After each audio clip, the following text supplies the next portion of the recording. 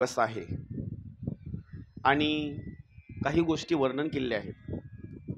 आज म्हणजे कलशाध्याय आहे या ग्रंथाचा. एखाद्या भाविक भक्तानं 7 दिवसापर्यंत जर कथा श्रवण केली नसेल आणि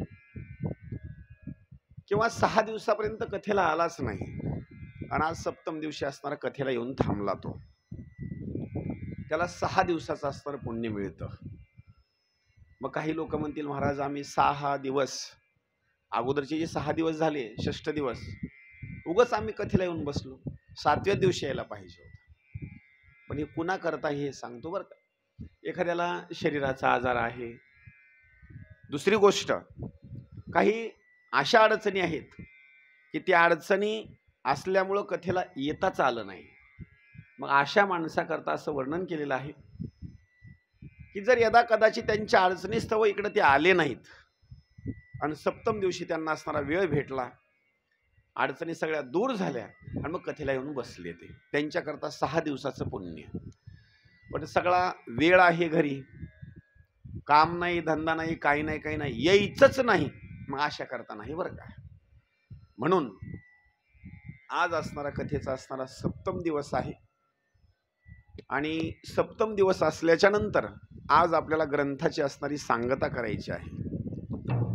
कालपर्यंत आपण इथं जी कथा श्रवण केलेली आहे ती कथा अशी होती की भगवान शंकर आणि माता पार्वती यांचा असणारा विवाह सोहळा काल आपण या ठिकाणी संपन्न केला. आता पुढं विवाह सोहळा संपन्न झाल्याच्या नंतर हिमालयाची कन्या आणि राणी मैना हिची असणारी कन्या माता पार्वती, आता तिला असणारं सासरी पाठवायचं आहे. तिचं सासर म्हणजे कोणतं? कैलास पर्वत. तिला सासरी पाठवायचं, पण सासरी पाठवत असताना जुन्या काळामध्ये जी लग्न व्हायचे का नाही, ते काही लग्न असे 1-2 दिवसाची लग्न नसायचे. अगोदर लग्नाच्या 15 दिवसाची तयारी, ती वराडी मंडळी, लग्न लागल्याच्या नंतर पुन्हा काही दिवस ते थांबायचे, पुन्हा मात्र निघून जायचे. आता तसं नाही बरं का. हळद पहिली कशी असायची, आदल्या दिवशी हळद, दुसऱ्या दिवशी लग्न, त्याच्या अगोदर साखरपुडा असेल, ती ठरवणं असेल, सुपारी असेल, हे अगोदर एवढे. आता तसं नाही बरं का. एका दिवसामध्ये सगळेच कार्यक्रम आटोपले जातात. हळद त्याच दिवशी, जमवणं सुपारी त्याच दिवशी, लग्न त्याच दिवशी, नवरी वाट लावणं सुद्धा त्याच दिवशी, एका दिवसामध्ये. कशामुळे माहिती का? एकतर लोकालाही वेळ नाही आणि दुसरी गोष्ट जमल्याला लग्न लोक मोडतील. लक्षात ठेवा बरं का. जमल्याला लग्न लोक मोडून टाकतील म्हणून एका दिवसामध्ये सगळा कारभार बस. म्हणून जुन्या काळामधली भूमिका माता पार्वती आणि त्या पार्वतीचा असणारा विवाह भगवान शंकराच्या सोबत झाला. आता विवाह झाल्याच्या नंतर काही दिवसापर्यंत काही वराडी मंडळी असणारे थांबले. काही ऋषीमुनी होते, त्या ऋषीमुनींनी सांगितलं हिमालय पर्वताला, हिमालया, अरे बाबा आता किती दिवसापर्यंत कन्याला विवाह तर झालेला कवर इथं ठेवून घेणार या वराडी मंडळीला, त्यांना पाठव ना आता. आणि कसं असतं माहिती का, आई वडिलाला आपली कन्या आपल्या जवळ असावी वाटते बरं का. आणि पाठवताना तर एवढं दुःख होतं ना, काय वर्णन करावं. हिमालयासारखा तो पर्वत राजा कन्येला पाठवायचं म्हटलं की दुःखी झाला, मैना दुःखी झाली. इथून पाठीमागच्या कालावधीमध्ये अनेक आहेत बरं का भाग. मुलीला पाठवायचं म्हटलं, शकुंतला करता सुद्धा ऋषीमुनी रडले, सीते करता दशरथ राजा रडला. काय वर्णन करावं. अहो जांबवंती म्हणायची कन्या, तिच्याकरता जांबवंत रडला. नवे नवे सत्यभामे करता सत्राजित नावाचा राजा रडला.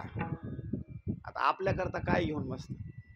आपण मनुष्य जरी असलो तर मनुष्य असून सुद्धा एखाद्या वेळेस आपल्याला जर कन्या असेल आणि विवाह जर झाला आणि त्या कन्येला जर सासरी आपण पाठवू लागलो तर मग मात्र आई वडिलाला भरपूर असणारं दुःख होतं.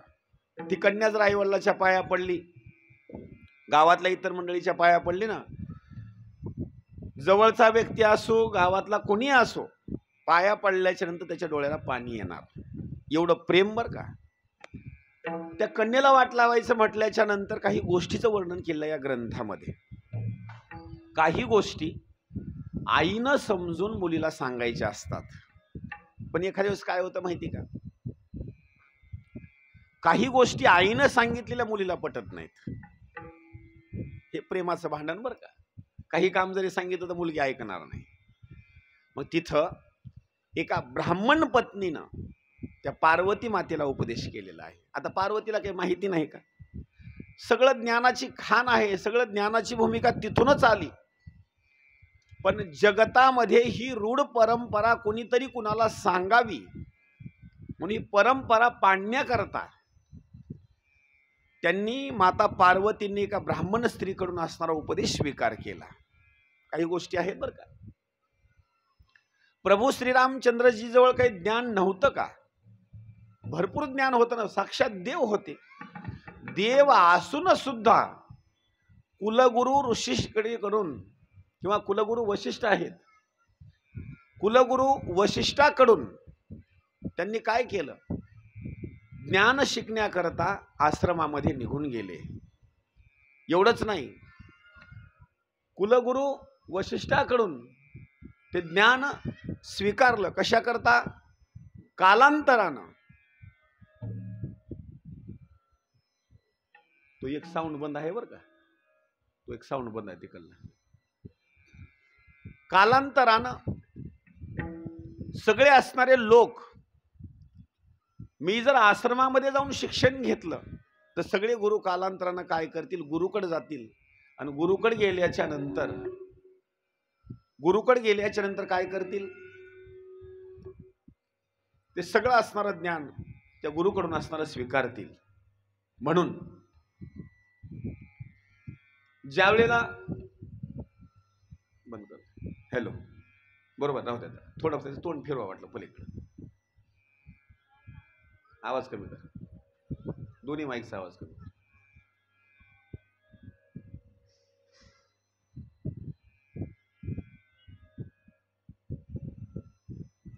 हॅलो, नाही माझा राहू द्या, फक्त दोन माईकचा आवाज कमी कर, कमी करा पलीकडला, बस कमी. ओ हॅलो, नाही माझा कमी झाला ना आता, माझा कमी झाला. हॅलो हॅलो, माझा वाढवा, म्हणजे ह्यांचा कमी असल्यास चालतो, बोलण्याला आवाज येत नाही तो. हॅलो हॅलो हॅलो, पहिला बरोबर होता आवाज.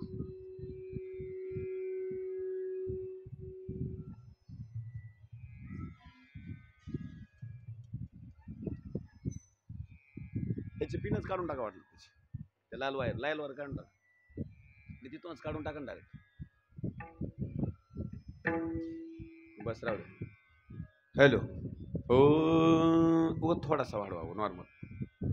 हॅलो, हो कमी करा थोडासा, शिट्टी मारायला येते, शिट्टी मार कमी करा. हॅलो, हो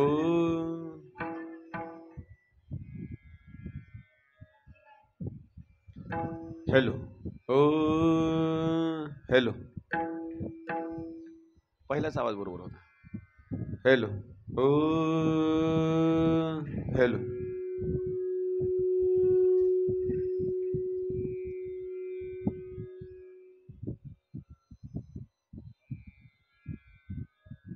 हॅलो,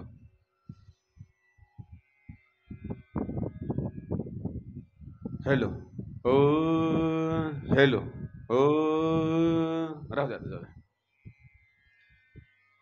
उमापती महादेव की जय, पवन पुत्र, अरे ती ट्रबल वाढलं त्याचं, नाही द्यायचं, नाही कमी करायचं. हॅलो, ओ बस राहू दे, बस राहू दे, आधीच बस राहू दे. ओ हरी. आणि ब्राह्मण पत्नीनं जो उपदेश करण्याकरता सुरुवात केलेली आहे त्याच्यामधला एक महत्वाचा असणारा श्लोक आहे.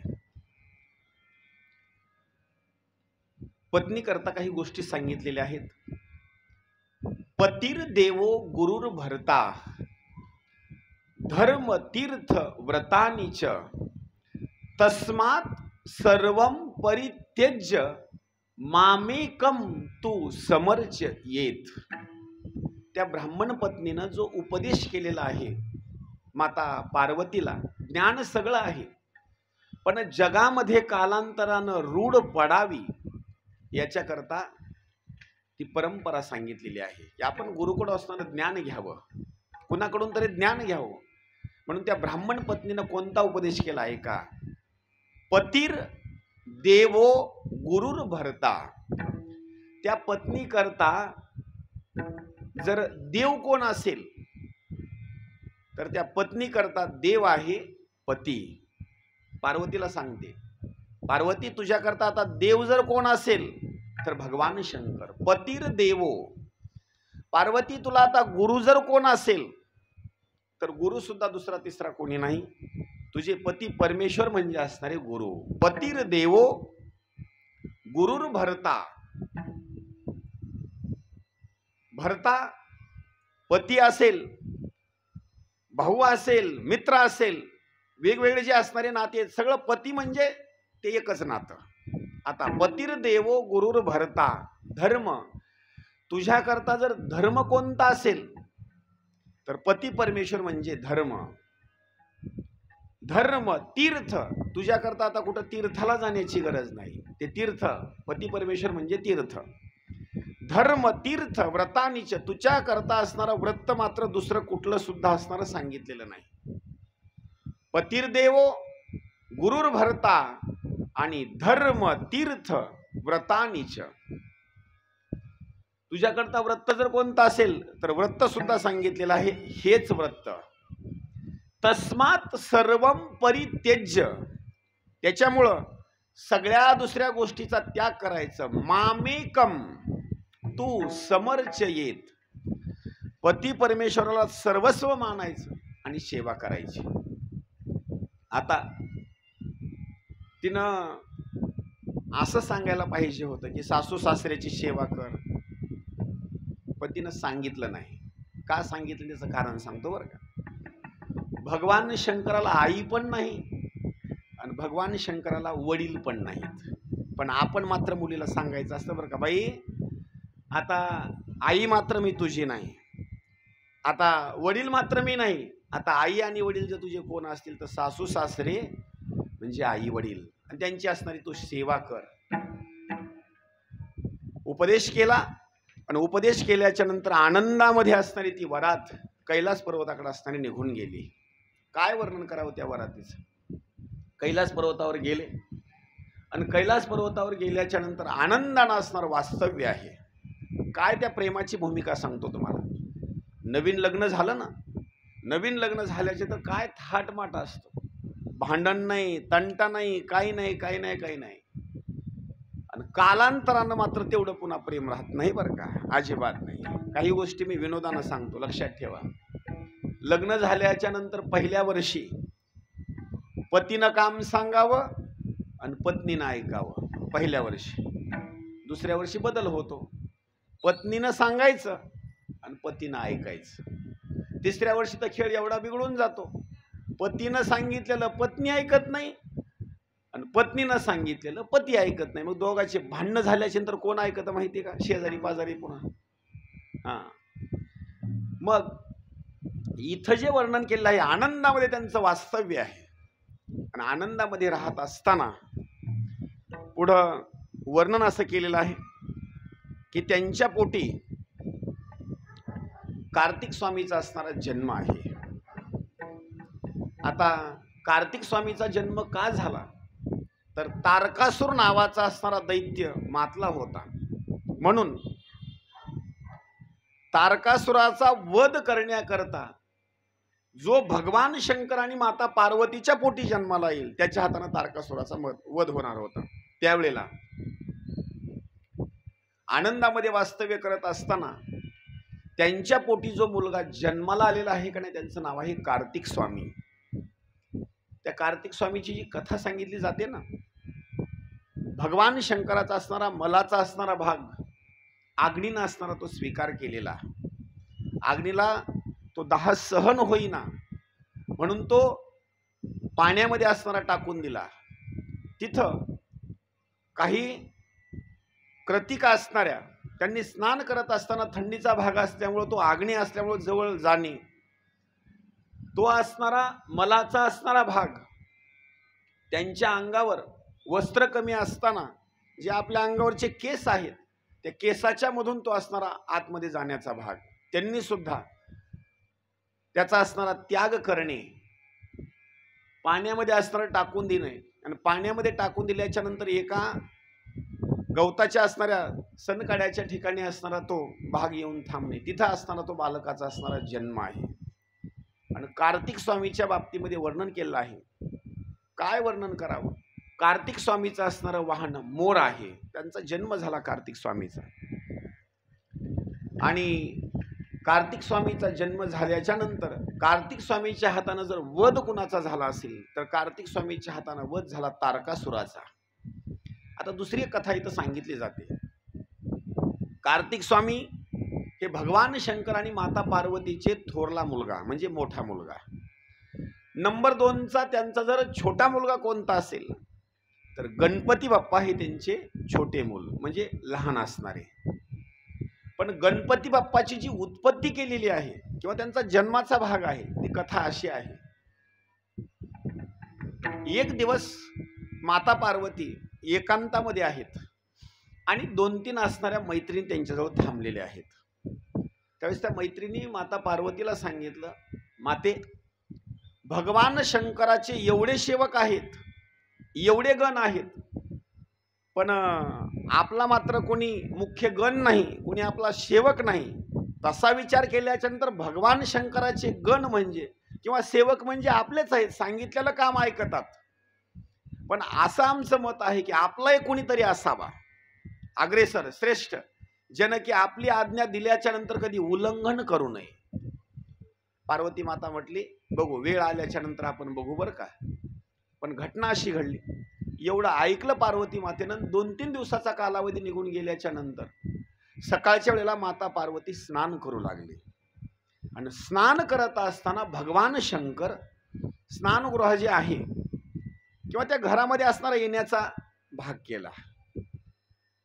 त्यावेळेला माता पार्वती स्नान करू लागली आणि ते स्नान करत असताना भगवान शंकर आलेले पाहून तिला मात्र ती गोष्ट आवडली नाही की मी स्नान करत असताना भगवान शंकराचा प्रवेश. आणि तो प्रवेश झाल्याच्या नंतर आपल्या मैत्रिणींनी सांगितलेली गोष्ट मग मात्र लक्षात आली. खरंच इथं जर कोणीतरी आपला मुख्य जर असताना गण जर असताना त्याला जर द्वाररक्षकामध्ये जर नेमणूक केली असती तर भगवान शंकर आतमध्ये येऊ शकत नव्हते. पुन्हा कालांतरानं माता पार्वतीनं तपश्चर्याचा भाग सांगितलेला आहे आणि तपश्चर्या करून आपल्या अंगावरचा जो मळ आहे त्या मळाचा असणारा भाग एका ठिकाणी जमा करणे, जमा केल्याच्या नंतर त्याच्यापासून एक सुंदर मूर्ती तयार केली. त्या मूर्तीला असणारा आशीर्वाद दिला आणि त्या मूर्तीमधून गणपती बाप्पाचा असणारा जन्म आहे. आणि गणपती बाप्पाचा असणारा जन्म झाला. काय गणपती बाप्पाचं वर्णन करावं? सुख करता, दुःख हरता, वार्ता विघ्नाची, ही मंगलाची देवता गणपती बाप्पाचा असणारा जन्म झाला. आणि हात जोडले गणपती बाप्पानं आणि माता पार्वतीला बोलण्याकरता सुरुवात केली. आई,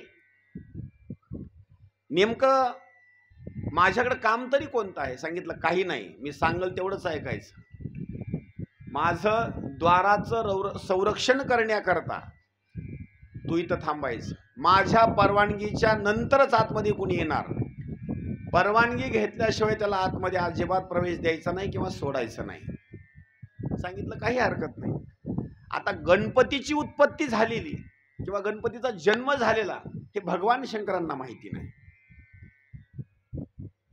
आणि मग मात्र 1-2 दिवसाच्या नंतर स्नान करत असताना भगवान शंकर आले. आता घरामध्ये जाणार तेवढ्याच वेळामध्ये गणपती बाप्पा तिथं आहेत, हातामध्ये दंड घेऊन. आणि भगवान शंकरांनी येणेन घरामध्ये जाण्याचा प्रयत्न करणे. भगवान शंकरला पकडलं गणपती बाप्पा, अजिबात घरामध्ये जायचं नाही, असं लोटून दिलं पाठीमागं. आईची परवानगी घेतल्याशिवाय आतमध्ये कुणालाही प्रवेश नाही. भगवान शंकरांनी सांगितलं, कोण आई? सांगितलं, माता पार्वती. तू कोण? त्या आईचा मुलगा मी. अरे मला ओळखतो का नाही? त्यानं सांगितलं, मी तुम्हाला ओळखत नाही, तुम्ही कोण आहेत मला माहिती नाही, अजिबात घरामध्ये जाऊ देणार नाही म्हणजे नाहीच. अरे मला भगवान शंकर म्हणतात. गणपती बाप्पानं सांगितलं, म्हणत असतील, मला काय घेणं देणं आहे, मी घरामध्ये तुम्हाला जाऊच देणार नाही. आता भगवान शंकर रागीट आतमध्ये जाण्याचा प्रयत्न करू लागले. त्या गणपती बाप्पाच्या हातामध्ये एक दंड होता मोठा असा लाकडाचा. 2 गणपती बाप्पांनी भगवान शंकराला मारले. लहान मुलगा आहे म्हणून भगवान शंकरांनी त्याला सोडला. अरे तुला मी समजून सांगतोय, हे घर माझं आहे, माझ्याच घरामध्ये जाण्याकरता तू मला अडवत आहेस. सांगितलं, अजिबात नाही, ते घर तुमचं आहे, मला माहिती नाही, पण माझ्या आईची आज्ञा आहे, मी तुम्हाला घरामध्ये जाऊच देणार नाही. तरी भगवान शंकर पुढे येऊ लागले. तेवढ्याच वेळामध्ये परत 2 दंड टाकले. आणखी भगवान शंकर मागे सरले, पुन्हा बोलण्याकरता सुरुवात केली. बोलत असताना म्हटले, आपण या लहान लेकरासोबत युद्ध खेळण्यापेक्षा आपली भरपूर माणसं आहेत म्हणजे त्याला समजून सांगायला हवं. अनेक गण आले, गणांनी त्याला समजून सांगितलं, पण ते लेकरू कुणाचंच ऐकना ना. गणपती बाप्पा म्हणजे गणपती बाप्पा, कुणाचंच ऐकना. भगवान शंकराकडे सांगू लागले, देवा लेकरू असं धिट्ट आहे का नाही, कुणाचं ऐकत नाही, आम्हाला उलट बोलतं, घरामध्ये प्रवेश करू देत नाही, काही नाही, आम्ही भरपूर समजून सांगितलं. भगवान शंकरांनी सांगितलं, अरे त्यानं मला सुद्धा मारलं, देवा काय करायचं? काही नाही आता करायचं. आता त्याला समजून सांगितलं, ठीक झालं, आता त्याला शिक्षा देण्याकरता सुरुवात करा. त्यांनी मारण्याकरता सुरुवात केली. अहो या गणांनी त्याला मारण्याकरता सुरुवात केल्याच्यानंतर एकटा गणपती, पण ते गण जवळ आल्याच्यानंतर यानं दंड जे घेताना खन खन खन खन जवळ येईल त्याच्या डोक्यात एक. त्यांनी मार खाऊन परत भगवान शंकराकडे गेले आणि सांगू लागले, देवा अहो आम्ही दंड देण्याचा प्रयत्न केला, मारण्याचा प्रयत्न केला, तरी सुद्धा तो आम्हाला ऐकत नाही. मग आता सांगितलं, आता त्याची भूमिका संपली, आता त्याला आता जिवंत राहण्याचा अधिकार नाही, त्याला खलास करून टाका, मारून टाका त्याला. गेले सैनिक आणि त्याला ठार करण्याकरता त्याच्या जवळ गेल्याच्या नंतर त्याला मारून हरण करू लागले. गणपती बाप्पा म्हणजे गणपती बाप्पा, जवळ येईल त्याचा वध करून टाकायचा. गणाचा असताना वध केला. नवे नवे विष्णू आले, ब्रह्मदेव आले. विष्णू जवळ आल्याच्या नंतर विष्णूचं सुदर्शन चक्र घेतलं, शंख घेतला, गदा घेतला आणि विष्णूलाच मारण्याकरता सुरुवात केली. इतका ताकदवर गणपती. ब्रह्मदेव आले, ब्रह्मदेवाची दाढी अशी ओढण्याकरता सुरुवात केली, हातामधला कमंडलू दंड घेतला, ब्रह्मदेवालाच मारण्याकरता सुरुवात केली. काय वर्णन करावं. अनेक देवता मंडळी थकले, पण गणपती कुणाला ऐकना, अजिबात नाही, येईल त्याला मारण्याकरता सुरुवात केली. भगवान शंकरांनी विचार केला, आता मलाच जायला पाहिजे म्हणले. आता हे ऐकत नाही ना. गेले रागाच्या भरामध्ये. एवढ्या देवतासोबत याने युद्ध केलं, आता याला जिवंत ठेवणार नाही.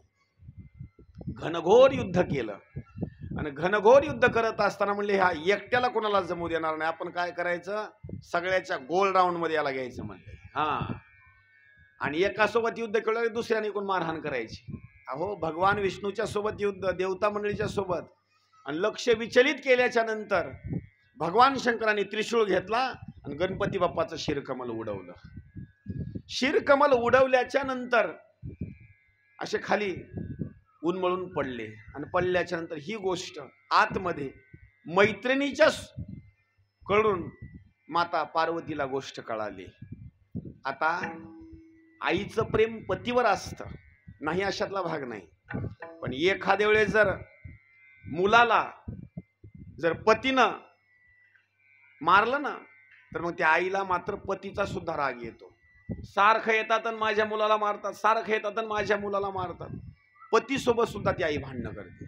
यांना कळच ना गेलंय कसे वागायलेत की काय नाही, की सारखं मुलाला मारहाण करायलेत. त्यावेळेला इथं तर नुसती मारहाण नाही, त्याचा वध केलेला आहे. आता काय केलं पाहिजे? त्यावेळेला माता पार्वती ही आदिमाया शक्ती आहे आणि तिनं जर निर्णय घेतला ना तर ओल्या झाडाला सुद्धा असणारा अग्नी लावून देऊ शकते. आपल्या शरीरामध्ये 100 असणाऱ्या शक्ती निर्माण केल्या आणि 100 शक्ती निर्माण केल्याच्या नंतर शक्तीला सांगून टाकलं, आता इथून बाहेर गेल्याच्या नंतर कुणी असो त्याला मात्र जिवंत ठेवायचं नाही, त्याला ठार करायचं नव्हे, त्याला दग्ध जाळून टाकायचं. त्यावेळेला तेवढ्या 100 असणाऱ्या शक्ती निघाल्या आणि अग्नीचं असणारं रूप धारण केलेलं. त्या अग्नीच्या रूपामध्ये शक्ती बाहेर आल्याच्या नंतर बाहेर कुणी असो, कुठलाही जीवजंतू असो, जमिनीचा भाग असो, वृक्षाचा असो, जळण्याकरता सुरुवात झाली. त्रिलोकामध्ये हाहाकार मातला. आता कुणीच वाचणार नाही का? तर अग्नी आपल्याकडे आता येत आहे आणि ही आदिमाया शक्ती नसणारी त्या शक्तीला आज्ञा दिलेली. 33 कोटी देवता मंडळी, सगळे असणारे ऋषीमुनी भगवान शंकराला शरण गेलेले सांगू लागले, देवा तुम्ही गणपती बाप्पाचा वध केला म्हणून माता पार्वतीनं या शक्ती असणाऱ्या निर्माण केल्या आणि या त्रिलोक्याला भस्म करण्याकरता आज्ञा दिलेली आहे. आता काय करायचं? भगवान शंकरांनी सांगितलं, आता काय केलं पाहिजे? तुम्ही काळजी करू नका, माझ्या लक्षात गोष्ट आलेली. आता शरणागतीशिवाय पर्याय नाही. आता भगवान शंकर जरी माता पार्वतीचे पती जरी असले तर कधी कधी पत्नी रागात आल्याच्या नंतर पती परमेश्वराला शरणागती घ्यावा लागते. बरं क्या चुकलं, गप बस, आता बस, मी आता शांत आहे ना आता. पण तोंड गप बसतं का? अजिबात नाही, सुरूच नुसतं. त्यावेळेला शरणागती करण्याकरता भगवान शंकर आणि सांगितलं, भगवान शंकर गेले सांगितलं, मी शरणागती करतो, काय नेमकं तुमचं म्हणणं आहे ते सांगा. सांगितलं, काही नाही, एक म्हणजे माझ्या मुलाला जिवंत केलं पाहिजे. नंबर 2, इथून पुढल्या कालावधीमध्ये माझ्या आज्ञेशिवाय माझ्या महलामध्ये प्रवेश नाही. नंबर 3, इथून पुढल्या कालावधीमध्ये ज्याला तुम्ही जिवंत करणार आहेत माझ्या मुलाला, त्याला गणाध्यक्षाचं असणार पद द्यायचं. कुठलंही कार्य सुरुवात करण्याच्या अगोदर माझ्या मुलाचं स्मरण करायचं आणि स्मरण केल्याच्या नंतरच कार्याला सुरुवात करायची. जर माझ्या लेकराचं कोणी नाव जर नाही घेतलं आणि कार्याला जर सुरुवात केली तर ते कार्य सिद्धीला जाणार नाही, असं मला वर पाहिजे. भगवान शंकरांनी सांगितलं, काही हरकत नाही, तथास्तु. त्या दिवसापासून कुठलं जरी कार्य सुरुवात करायचं म्हटलं तर अगोदर गणपती बाप्पाचं स्तवन करावं लागतं, कुठलंही कार्य असो. आणि जर एखाद्या माणसानं, देवानं जरी गणपती बाप्पाचं नामचिंतन नाही केलं, कार्याला सुरुवात करत असताना त्यांचं नामचिंतन नाही केलं, प्रणाम दंडवत नाही केला, तर त्यांचं कार्य मात्र सिद्ध होत नाही आणि पूर्ण होत नाही. म्हणून कार्य कुठलं जरी असेल तर कार्य चांगलं असो किंवा वाईट असो, कार्याची सुरुवात करायची ना, गणपती बाप्पाचं नाव घ्यायचं. गजानना श्री गणराया आधी वंदू तुझ मोरया. म्हणजे अगोदर कार्याची सुरुवात करत असताना गणपती बाप्पाचं अगोदर असणारं स्तवन करायचं, वरदान असणारं दिलं. आता पुढं वर्णन केलेलं आहे. गणपती बाप्पाची असणारी लीला असेल, कार्तिक स्वामीची लीला असेल, काही बालपणीच्या काही लीला सांगितलेल्या आहेत. काय व्हायचं? गणपती बाप्पा जर भगवान शंकराच्या मांडीवर बसले तर कार्तिक स्वामीनं यायचं, गणपती बाप्पाला ओढायचं, मांडीच्या खाली उतरायचं. हे लहान लेकराची भूमिका बरं का. हे लेकरं जे आता जे वागतात का नाही, हे पहिले गणपती बाप्पा कार्तिक स्वामी वागले पण तशी लेकरं वागतात. कार्तिक स्वामीनं गणपती बाप्पाला मांडीवर बसू द्यायचं नाही. कार्तिक स्वामीनं यायचं, गणपतीला बाप्पाला खाली ओढायचं आणि आपण जाऊन भगवान शंकराच्या मांडीवर बसायचं. गणपती बाप्पानं रडायचं, परत कार्तिक स्वामीचा पाय धरायचं की त्याला खाली ओढायचं की आपण जाऊन मांडीवर बसायचं. आणि बघण्याकरता कोण? माता पार्वती. एवढंच नाही, एका ताटामध्ये 3 जण बसून जेवण करायचे. कोण कोण? भगवान शंकर, गणपती बाप्पा आणि कार्तिक स्वामी. आणि जीव कुणाला घालायचे माहिती का? भगवान शंकर घास उचलायचे, गणपती बाप्पाच्या मुखामध्ये घालायचे. पण गणपती बाप्पाच्या मुखामध्ये घातला की कार्तिक स्वामीला राग यायचा, पप्पा माझ्या मुखामध्ये. पुन्हा दुसरा घास उचला की त्याच्या मुखामध्ये. मग गणपती बाप्पानं कार्तिक स्वामीनं काय करायचं माहिती का? आपल्या हातामध्ये घास घ्यायचा आणि पप्पाच्या म्हणजे भगवान शंकराच्या मुखामध्ये घालायचा. आता मला सांगा, दोन घास एकदा जर समोर येऊ लागले, कुणाचा घ्यावा? ह्याचा घेतला तर त्याला राग, त्याचा घेतला तर ह्याचा राग. भगवान शंकरांनी काय करायचं, दोघांचे हात असे जवळ घ्यायचे, असे जवळ मुख पसरायचं आणि बरोबर असताना तो घास घ्यायचा. यांचे एवढे भांडणं दोघांचे ना, काय वर्णन करावं काय नाही. इतके भांडणं की भांडणाचा हाच भाग नाही. दिवसभर भांडणं. आणि समजवण्याकरता कोण? तर समजवण्याकरता माता पार्वती, भगवान शंकर. पण एकाला समजवलं की दुसऱ्याला राग, आणि दुसऱ्याला समजवलं की याला राग. आणि कसं आहे माहिती का, घरामधले जे भांडणं आहेत का नाही लहान लेकराचे, तसलाच ड्रेस पाहिजे, तसलंच खेळणं पाहिजे, तशाच कलरचं पाहिजे, हे जे लहानपणापासून ज्या गोष्टी आहेत का नाही, हे भगवान शंकराच्या घरी सुद्धा. पण इतका आनंद ना, लहान लेकरं भांडणं खेळत असताना, जेवण करत असताना, स्नान करत असताना, इतका आनंद भगवान शंकराला आणि माता पार्वतीला. विचार करा बरं का, जिथं भगवान शंकर आणि माता पार्वती आहे, त्यांच्या घरी ते मुलं आहेत छोटे छोटे, त्यांना आनंद होतो, म्हणजे आपल्याला का आनंद होणार नाही? आपल्याला सुद्धा आपल्या घरी जे छोटे छोटे लेकरं असले का नाही, इतका आनंद होतो ना. त्यांना काही नुकसान करू द्या, ते कधी आपण पीठ असेल डब्बा भरून आणून ठेवलेलं दळून, आणि आलं एका वेळेस तांब्या घेतला आणि त्याच्यामध्ये पाणी जरी ओतलं तर त्याला मारहाण करता येत नाही, काही बोलता येत नाही. लेकरू ते लेकरूच. एवढंच नाही, देवपूजा जर चालू असावी, लेकरू जवळ यावं लहान रांगणार, ते देवाला उचलतं घराच्या बाहेर टाकून देत. देवाला दाखवलेला नैवेद्य ते स्वतः लेकरू असणारा खाऊन टाकणार. कुणाला काय वाटतं का? अजिबात काय वाटत नाही. पण काही माता भगिनी काय करतात माहिती का, स्वयंपाक सुरू झाला रे झाला की स्वयंपाक सुरू झाल्याच्या नंतर ते लेकराला भूक लागली असते, पूर्णाचा स्वयंपाक असावा, चपाती असावी, दुसरं काही तळीव भजी पदार्थ वगैरे काय असावे, आणि सुरुवात झाली त्या लेकराच्या नाकाला वास येतो. वा वा, छान छान, आई मला एक भजा दे ना. थांब, आणखी देवाला दाखवला नाही, देवाला दाखवल्याशिवाय तुला द्यायचं नाही. गप्प बसतं बरं का. आई मला पुरण दे ना. आई त्याला पुरणही देत नाही, त्याला भजाही देत नाही, पापुडी देत नाही. आईची भावना कुणावर माहिती का? देवावर. देवाला दाखवल्याशिवाय मी तुला देणार नाही. पण लेकरं लय फार हुशार असतात बरं का. आई जरा जरी त्या स्वयंपाकापासून जर उठून जर घरात जर गेले नाही, तेवढ्याच वेळामध्ये येतात, पटकन भाजा उचलतात, खिशात घालतात की बाहेर जाऊन खातात. आईला पत्ता लागत नाही बरं का. लेकरं लय हुशार असतात, अजिबात नाही, पत्ताच लागू देणार नाही. आईला वाटतं अजिबात मी लेकराला खाऊ देणार नाही, पण लेकर त्याच्यापेक्षा हुशार. आई इकडे गेली की पटकन पुरण घेणार, ते पुरण असं उचलणार, आईला कळून म्हणून जशाल तसं असं थापटून ठेवणार. एवढे हुशार असतात बरं का.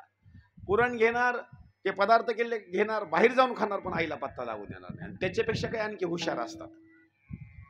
जरी तिथं चोरी नाही करता आली, आईनं जर सुंदर स्वयंपाक केला, तर नैवेद्य बाहेरचे जे देव असतात गावातले, त्यांना नैवेद्य दाखवायला कोण जाते?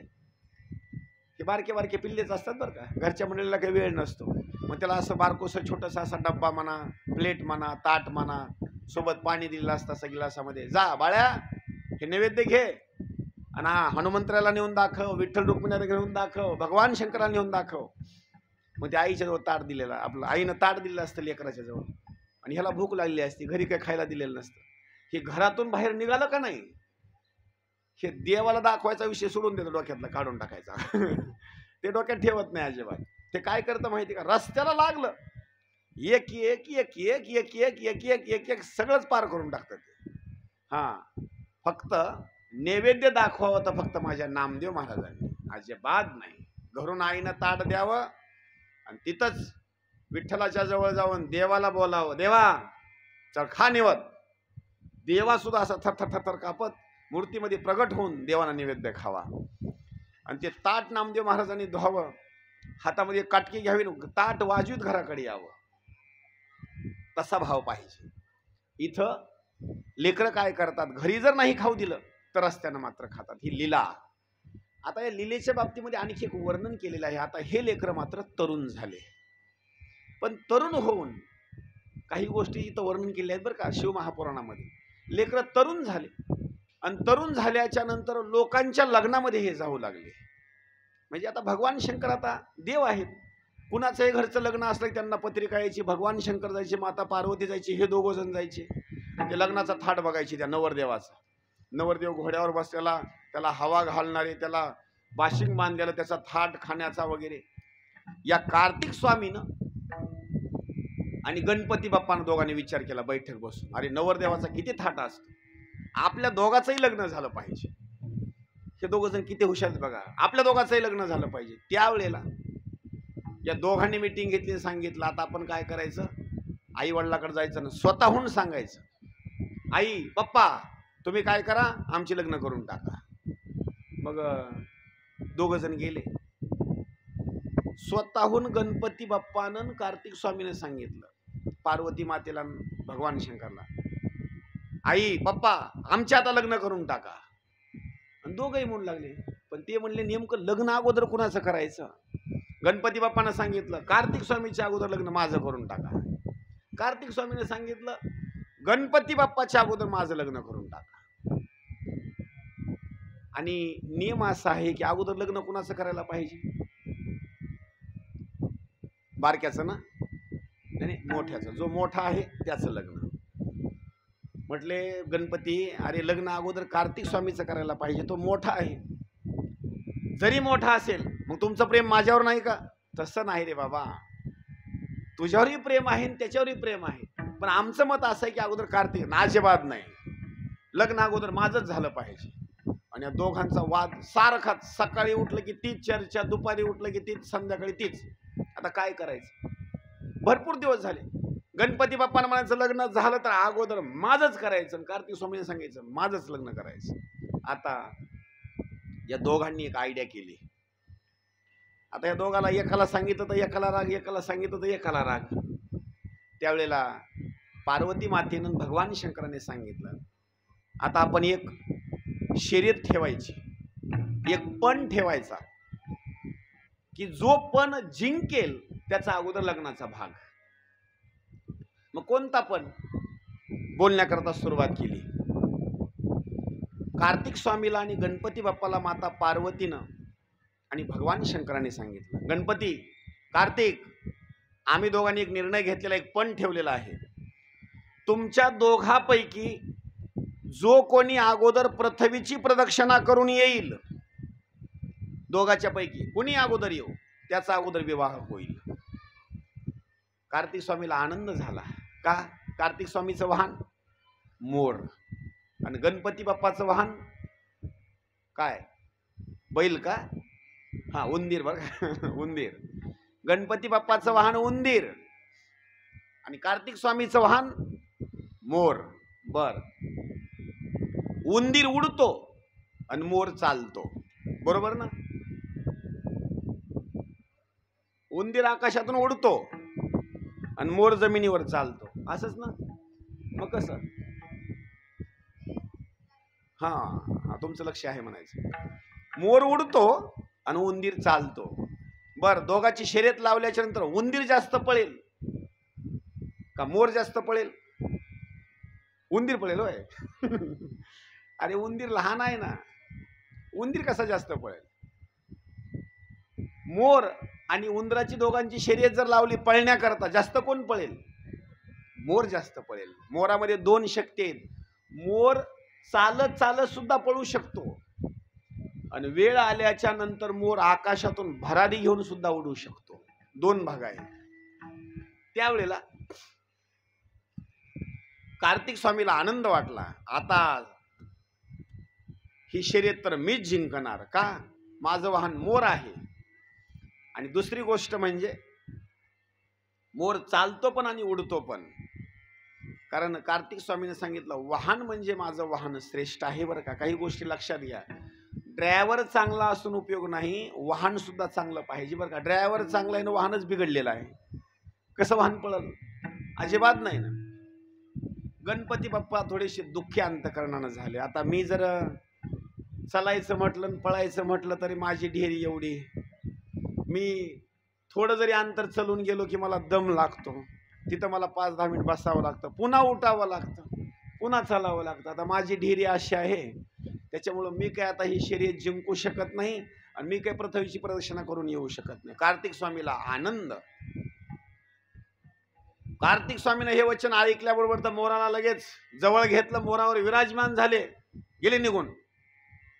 गणपती बाप्पानं उंदराला जवळ बोलविलं, उंदराच्या पाठीवर बसले, हातामध्ये चाबूक घेतला आणि उंदराला मारण्याकरता सुरुवात केली. आणि उंदराला मारण्याकरता सुरुवात केल्याच्या नंतर मग उंदीर सुद्धा पळू लागला. आता उंदराचं पळणं मोराचं पळणं फरकच आहे ना. उंदराला मारहाण करण्याकरता सुरुवात केली. उंदरानं हात जोडले, गणपती बाप्पाला सांगितलं, देवा तुम्ही किती जरी मारलं मला तर मोरा एवढा मी पळू शकत नाही बरं का, मला माफ करा, उगा मारू नका मला. गणपती बाप्पानं आता विचार केला काय करावं काय करावं, आता मार्ग कसा काढावा की आपण शर्यत तर जिंकलं पाहिजे आणि कार्तिक स्वामीच्या अगोदर आपला विवाह तर झाला पाहिजे, काय करावं काय करावं. म्हणले ज्या वेळेला संकट येतं आणि ज्यावेळेला कोणी सहकार्य करत नाही त्यावेळेला संत सहकार्य करतात. जवळचा मोबाईल काढला आणि नारदजीला फोन लावला. 8805096869 फोन लावला. फोन उचलला नारदजीनं. फोन उचलल्याच्या नंतर सांगितलं, जय हरी रामकृष्ण हरी हरी ओम. सांगितलं मी गणपती बाप्पा बोलतो बरं का. नारदजीनं सांगितलं काय काम आहे. काही नाही नारदजी, मी तुमच्या चरणी साष्टांग दंडवत करतो. आमची अशी अशी एक शर्यत पण लागलेला आहे आणि पण लागल्याच्या नंतर एक भाग असा आहे की मला ती शर्यत जिंकायची आहे आणि शर्यत जिंकण्याकरता तुम्ही मला काहीतरी असणारा मार्ग दाखवा. त्यावेळेला नारदजी आले आणि नारदजी आल्याच्या नंतर नारदजीनं उपदेश करण्याकरता सुरुवात केली. काय तुमची शर्यत ठरली. अहो पृथ्वी प्रदक्षिणा करून जो अगोदर येईल त्याचा विवाह अगोदर होणार आहे. मी काय केलं पाहिजे. माझं वाहन तर चालू शकत नाही, मी पण चालू शकत नाही, काय केलं पाहिजे. म्हटलं एवढंच कारण आहे का. काही काळजी करू नका, लग्न तर अगोदर तुमचंच होणार म्हणले. काळजी करण्याची गरज नाही, लग्न अगोदर तुमचंच होणार.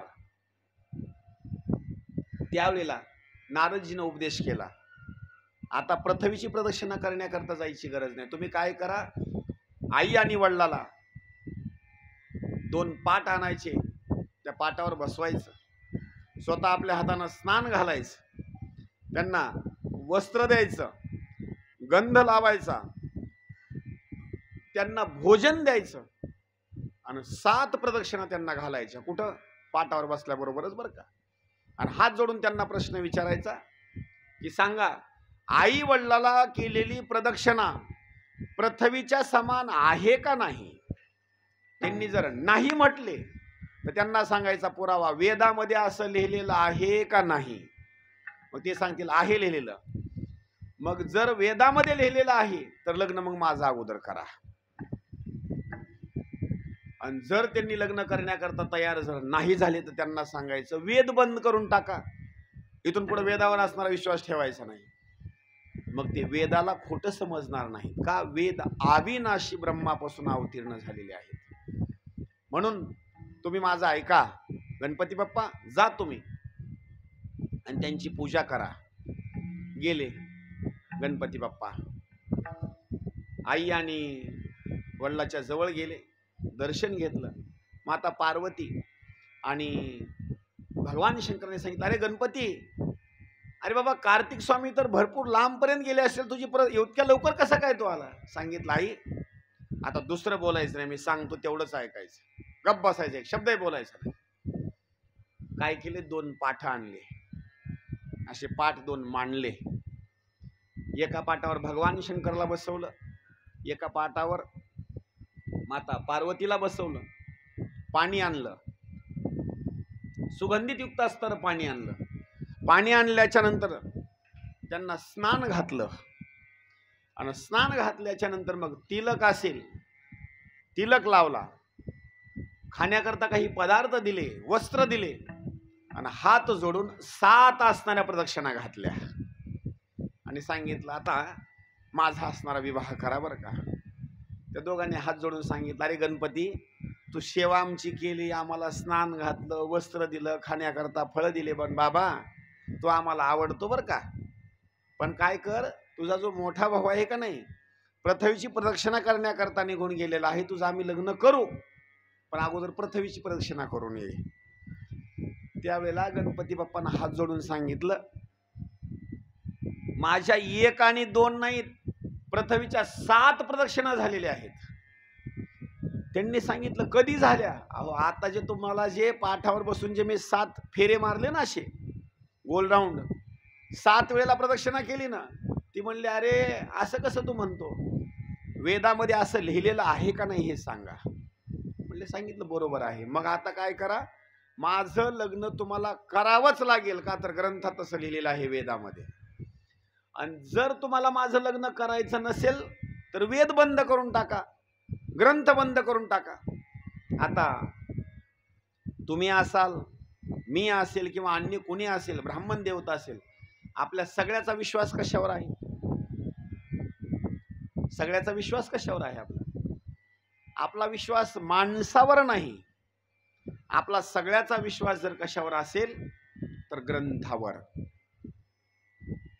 एक प्रमाण सांगतो, आपण दररोज हरिपाठ झाल्याच्या नंतर गुरुपरंपरेच्या अभंगामध्ये असणारा म्हणतो, तुका म्हणे नाही विश्वास जामनी,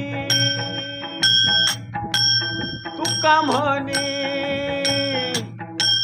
नाही विश्वास जामनी. म्हणा सर्वांनी,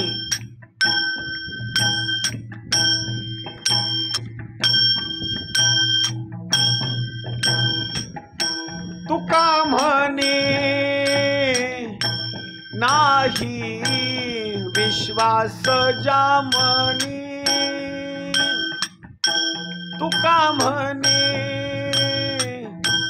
नाही विश्वास जामनी.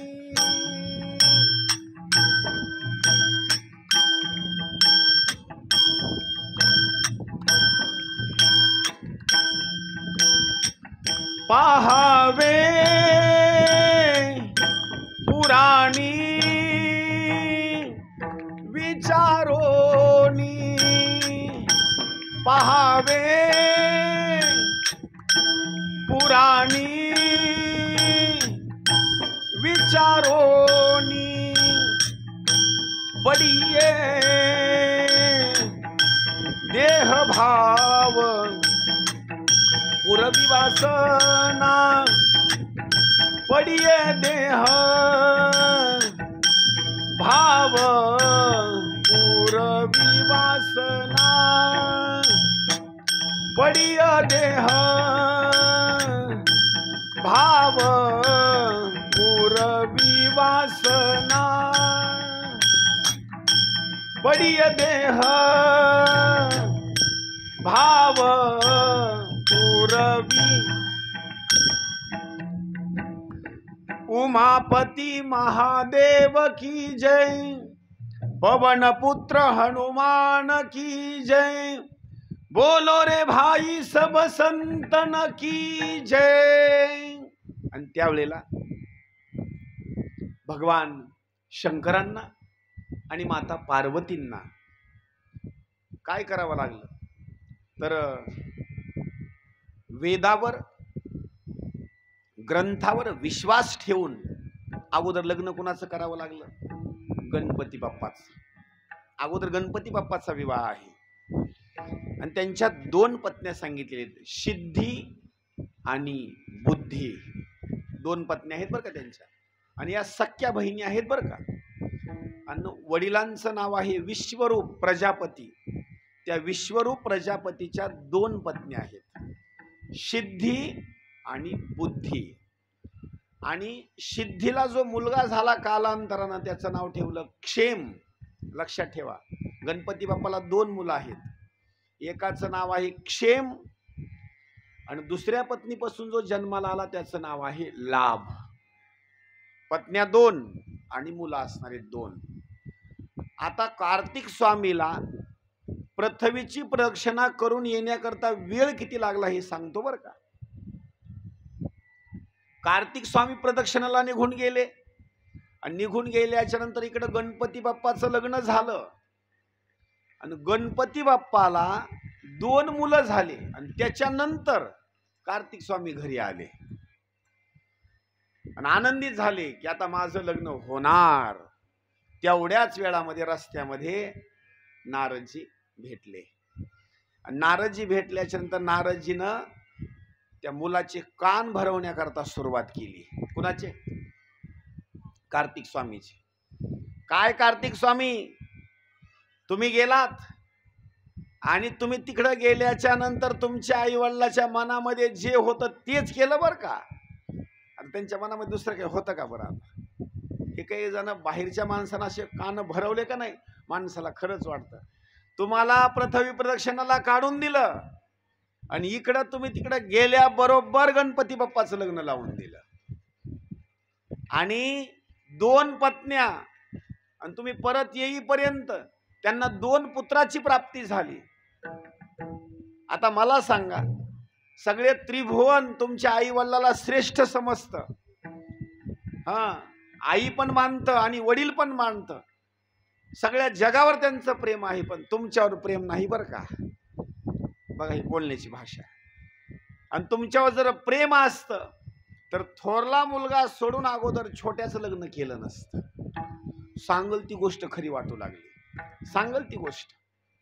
आणि मग मात्र ही ज्यावेळेला गोष्ट सांगितली आणि गोष्ट सांगितल्याच्या नंतर मग मात्र कार्तिक स्वामीला असणारा राग आला आणि रागाच्या भरामध्ये मग मात्र कार्तिक स्वामीनं भावी काळामध्ये पुढं लग्न करण्याचा जो असणारा विचार आहे का नाही, तो सगळा असणारा आपल्या डोक्यातून काढून टाकला.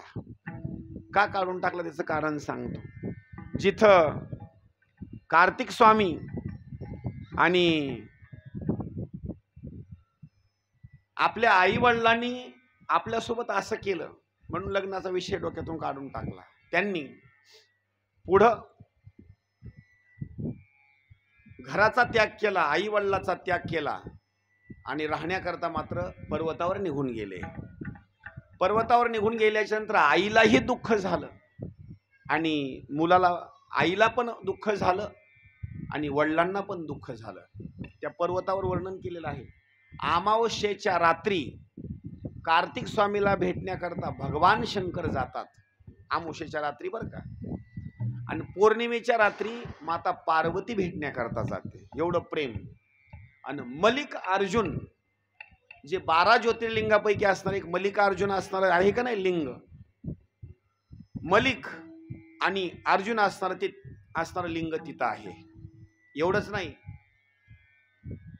तर तिथं भगवान शंकर आणि माता पार्वती त्या कार्तिक स्वामीला भेटण्याकरता जातात. तिथून पुढल्या कालावधीमध्ये कार्तिक स्वामीनं लग्न करण्याचा विचार मात्र डोक्यातून काढून टाकला आणि तिथून पुढं कार्तिक स्वामी ब्रह्मचारी असणारी अवस्था आहे. कार्तिक स्वामी असणारा विवाह मात्र केला नाही कार्तिक स्वामीनं. थट्टेपासून सुटले 4 जण. लक्षात ठेवा प्रमाण. थट्टेपासून सुटले 4 जण. शुक, भीष्म आणि हनुमान. लग्न कुणा केलं नाही लक्षात ठेवा बरं का.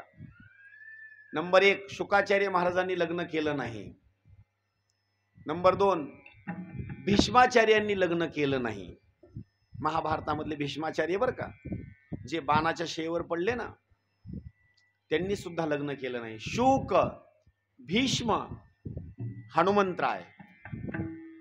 हनुमंतरायांनी सुद्धा लग्न केलं नाही. एवढंच नाही, चौथे असणारे कार्तिक स्वामी यांनी सुद्धा विवाह केला नाही. हे असणारे ब्रह्मचारी बरं का, यांनी मात्र लग्न केलं नाही. शक्यतो यांचं दर्शन घेत असताना आपण अंतरानं दर्शन घ्यावं. का? हे ब्रह्मचारी असणारी देवता आहे, ते ब्रह्मचारी आहे ते. आपण मात्र त्यांना स्पर्श करून अंतरानं असणारं दर्शन घ्यावं. असे ब्रह्मचारी आहेत की यांचा ज्यावेळेला जन्म झाला ना, तर यांचं नग्न दर्शन त्यांच्या आईला सुद्धा नाही. किती विचार करायची गोष्ट आहे. हनुमंतरायाचा जन्म झाला पण हनुमंतरायाचं नग्न असणारं अवस्थेचं दर्शन माता अंजनीला सुद्धा नाही. किती विचार करायची गोष्ट आहे. शुकाचार्याचा जन्म झाला, नग्न दर्शन आईला सुद्धा नाही. कार्तिक स्वामीचा भाग तसाच, हे ब्रह्मचारी असणारे आहेत आणि यांना तीळ मात्र सुद्धा दोष किंवा बट्टा नाही. काही गोष्टी लक्षात ठेवा. किती जरी माणूस सुंदर असला तर त्याला एका गोष्टीचा बट्टा आहे बरं का. मी काही गोष्टी बोलतो, लक्षात ठेवा. काही लोक म्हणतात अहो काय त्या माणसाचं वर्णन करावं, इतका सुंदर इतका सुंदर इतका सुंदर. पण जरी सुंदर असला तर त्याला कुठंतरी बट्टा असतो बरं का. माणूस सुंदर जरी असला त्याचे कान बरोबर नसतात, म्हणजे कान थोडेसे दिसण्याकरता व्यवस्थित नसतात. किती जरी सुंदर माणूस असला तर नाकात गेलेला असतो. काही गोष्टी सांगल्या बरं का, लक्षात ठेवा. किती जरी सुंदर असला तर हातामध्ये पायामध्ये पोटामध्ये कुठेतरी त्याला काहीतरी बट्टा असतो. पण इथं वर्णन केलेलं आहे या चौघा जणाला कसला सुद्धा बट्टा नाही, अजिबात नाही. कार्तिक स्वामीनं विवाह मात्र केला नाही. आता पुढं जे वर्णन केलेलं आहे कथेचं, तर त्या कथेच्या बाबतीमध्ये आपण पाठीमागे एक भाग पाहिला. त्रिपुरासुर नावाचे असणारे दैत्य आणि कार्तिक स्वामीनं तारकासुराचा वध केल्याच्या नंतर 3 मुलं त्या तारकासुराला. नंबर 1 पहिल्याचं असणारे जे नाव सांगितलेलं आहे तारकाक्ष, विदुन्माली आणि कमलाक्ष असे 3 मुलं आहेत. आपल्या बापाला कार्तिक स्वामीनं मारलं म्हणून यांनी तपश्चर्या केली ब्रह्मदेवाची आणि सांगितलं आम्हाला 3 पुरं निर्माण करून द्या. 3 पुरं म्हणजे 3 गावं. आणि आमचं असणारं जे राज्य आहे ना, दुसऱ्यासारखं असणारं राज्य नसावं. आम्ही भरपूर असणारी शक्तिशाली, आमच्या नगरामध्ये कुठल्याही गोष्टीची कमतरता नसावी, असं असणार आमचं नगर असावं. ब्रह्मदेवानी तथास्तु सांगितलं. त्यांनी मात्र अनेक लोकांना त्रास करण्याकरता सुरुवात केली. कैलासपती भगवान शंकरांनी त्या 3 नगराला उद्ध्वस्त करण्याकरता आणि तिघांना मारण्याकरता भगवान शंकरांनी युद्धाकरता निघून गेले. आता लक्षात ठेवा बरं का. अगोदर मी तुम्हाला भाग सांगितला, कोणी जरी असेल तर भगवान शंकराचं स्मरण केल्याच्या नंतर कार्याला सुरुवात करायची तर कार्य होतं. भगवान शंकर युद्धाला गेले, हातामध्ये धनुष्यबाण घेतला आणि युद्ध खेळण्याकरता सुरुवात केली. पण धनुष्यबाण असा समोर धरला आणि बाण सोडणार, पण समोरचं त्यांना काही दिसतच नव्हतं.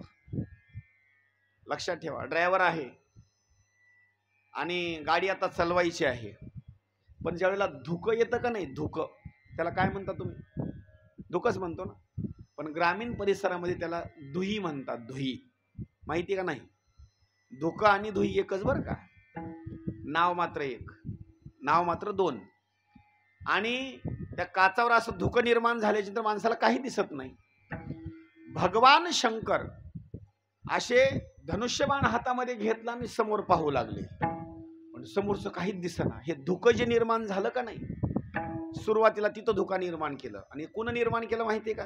गणपती बाप्पानं. कशामुळे निर्माण केलं?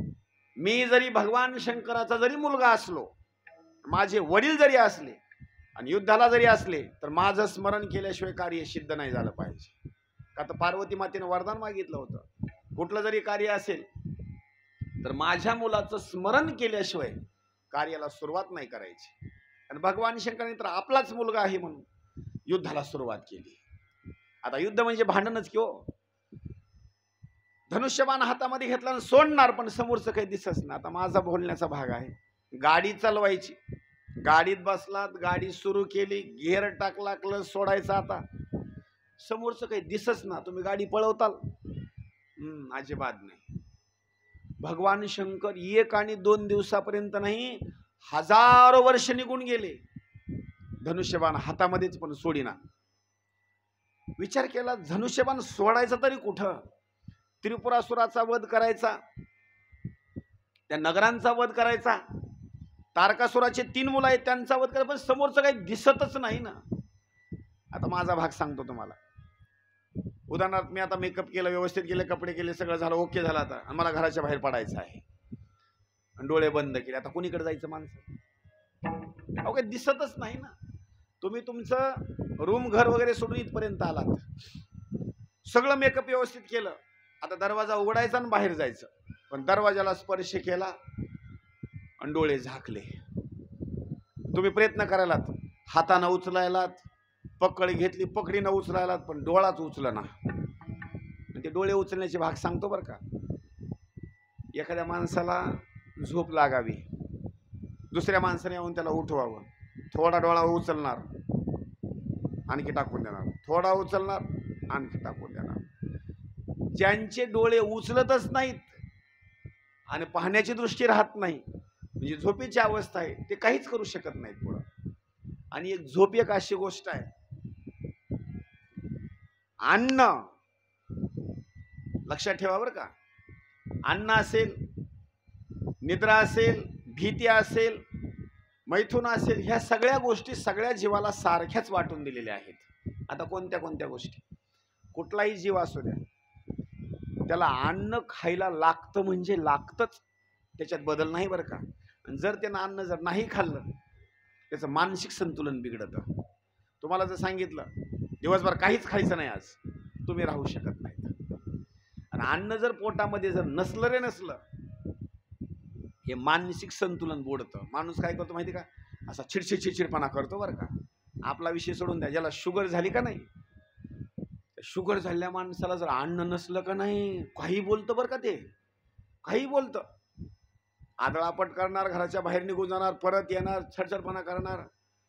त्याला खायला लागतं. मग डॉक्टर सांगतो काय करा, बिस्किटचा पुडा सोबत ठेवून द्यायचा, नाही काही भेटलं का नाही 2 बिस्किट घ्यायचा आणि चहा घ्यायचा, पिऊन टाकायचा. म्हणजे शुगर असलेल्या माणसाला ही डिझेलची टाकी भरलेलीच लागते बरं का, टाकी उतरून देऊन जमत नाही त्याला, अजिबात नाही.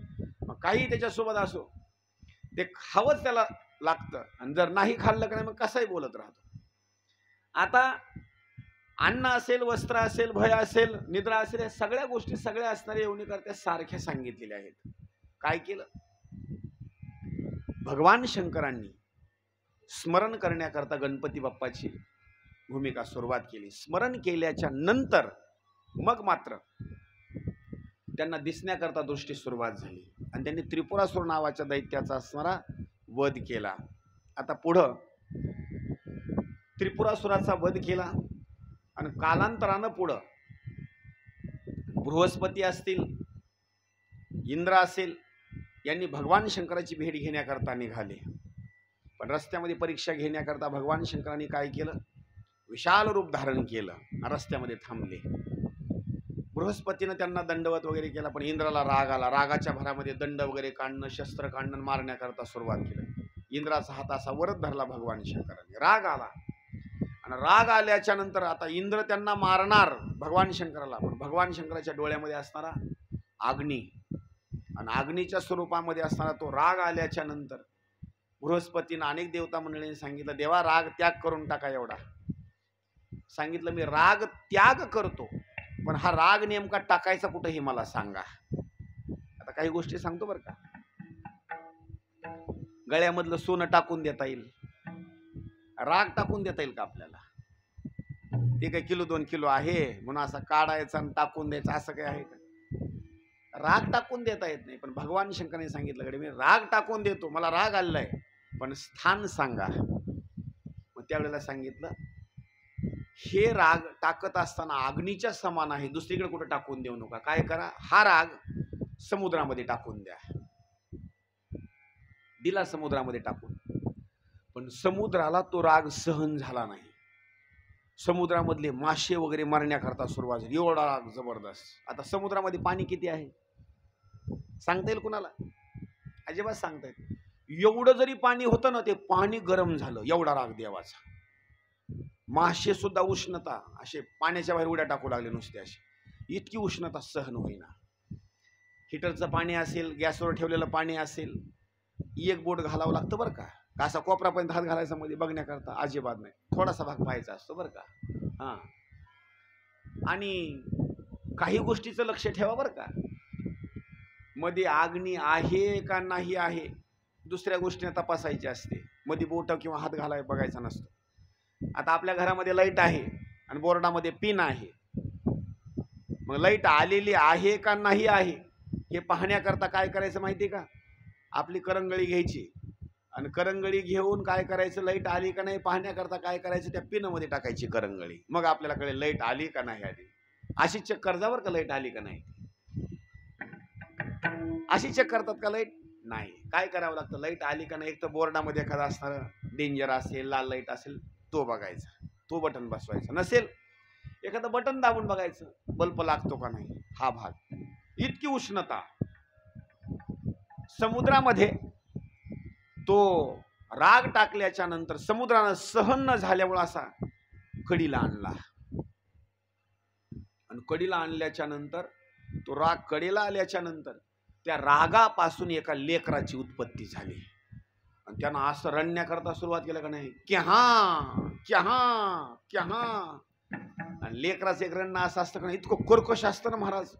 लेकरू जर रडण्याकरता सुरुवात झालं का नाही, आजूपासचे जे काही घरं आहेत का नाही, रात्रीच्या वेळेस जर लेकरू रडू लागलं का नाही, दरवाजे बंद असू द्या तरी लेकराचा रडण्याचा आवाज आल्याच्या नंतर मानतो कुणाच लेकरू असं रडत असेल. म्हणजे लेकराला काही साऊंड लावायची गरज नाही, कर्ण लावायची गरज नाही, इतकं कर्कश त्याचा आवाज असतो बरं का लेकराचा. आणि त्या लेकरानं रडण्याकरता सुरुवात केली. पृथ्वी तलावर जेवढे लोक होते का नाही तेवढ्या लोकांनी ते रडण्याचा आवाज ऐकला. त्यांचे कान असे बधीर होण्याची वेळ आली, त्यांनी असे कानावर हात ठेवले. स्वर्ग लोकांमध्ये आवाज गेला, देवता मंडळीने सुद्धा कानावर हात ठेवला. आता काय डॉल्बी वगैरे लावले असते का नाही, मोठा जर आवाज असला का नाही, हलक्या काळजाचे माणूस असे काळे जर नुसते असे हादरतात बरं का, नुसते असे. त्यावेळेला सगळे देवता मंडळी ब्रह्मदेवाकडे गेले. देवा, असं लेकरू रडण्याकरता सुरुवात आहे, तुम्ही तिथं जा आणि त्याला समजवा. अहो ब्रह्मदेवाला इथे रडणं सहन झालं नाही. ब्रह्मदेव गेले धावत धावत, लेकराला उचललं आणि उचलल्याच्या नंतर आपल्या जवळ घेतलं छातीच्या ठिकाणी. पण लेकरू असं विचित्र ना, रडणंच बंद करीना. ते ब्रह्मदेव त्याला समजावून सांगू लागले, समजू लागले. आणि लेकरू समजणं म्हणजे हे साधारण काम नाही बरं का. हा, लेकरू समजवणं रडणार म्हणजे साधारण काम नाही. लेकराला जर समजवायचं असेल तर महिला मंडळीने समजू जाणार. आणि ते कसं समजवायचं असतं माहिती आहे का, 5-6 महिन्याचं जर असेल आणि त्याला जर घेतलं का नाही असं, आले ले ले ले ले ले लढू नको लढू नको, आले ले ले ले ले लढू नको लढू नको. मग त्याला असं ते हलवण्याची पद्धत बरं का. असं एक मान त्याच्या असं मान खाली दिलेला, दुसरा हात असा खाली पायाजवळ दिलेला, असं त्याला झेलणं, त्याला रडणं हे करणं, त्याला समजवणं, हसणं हे करणं.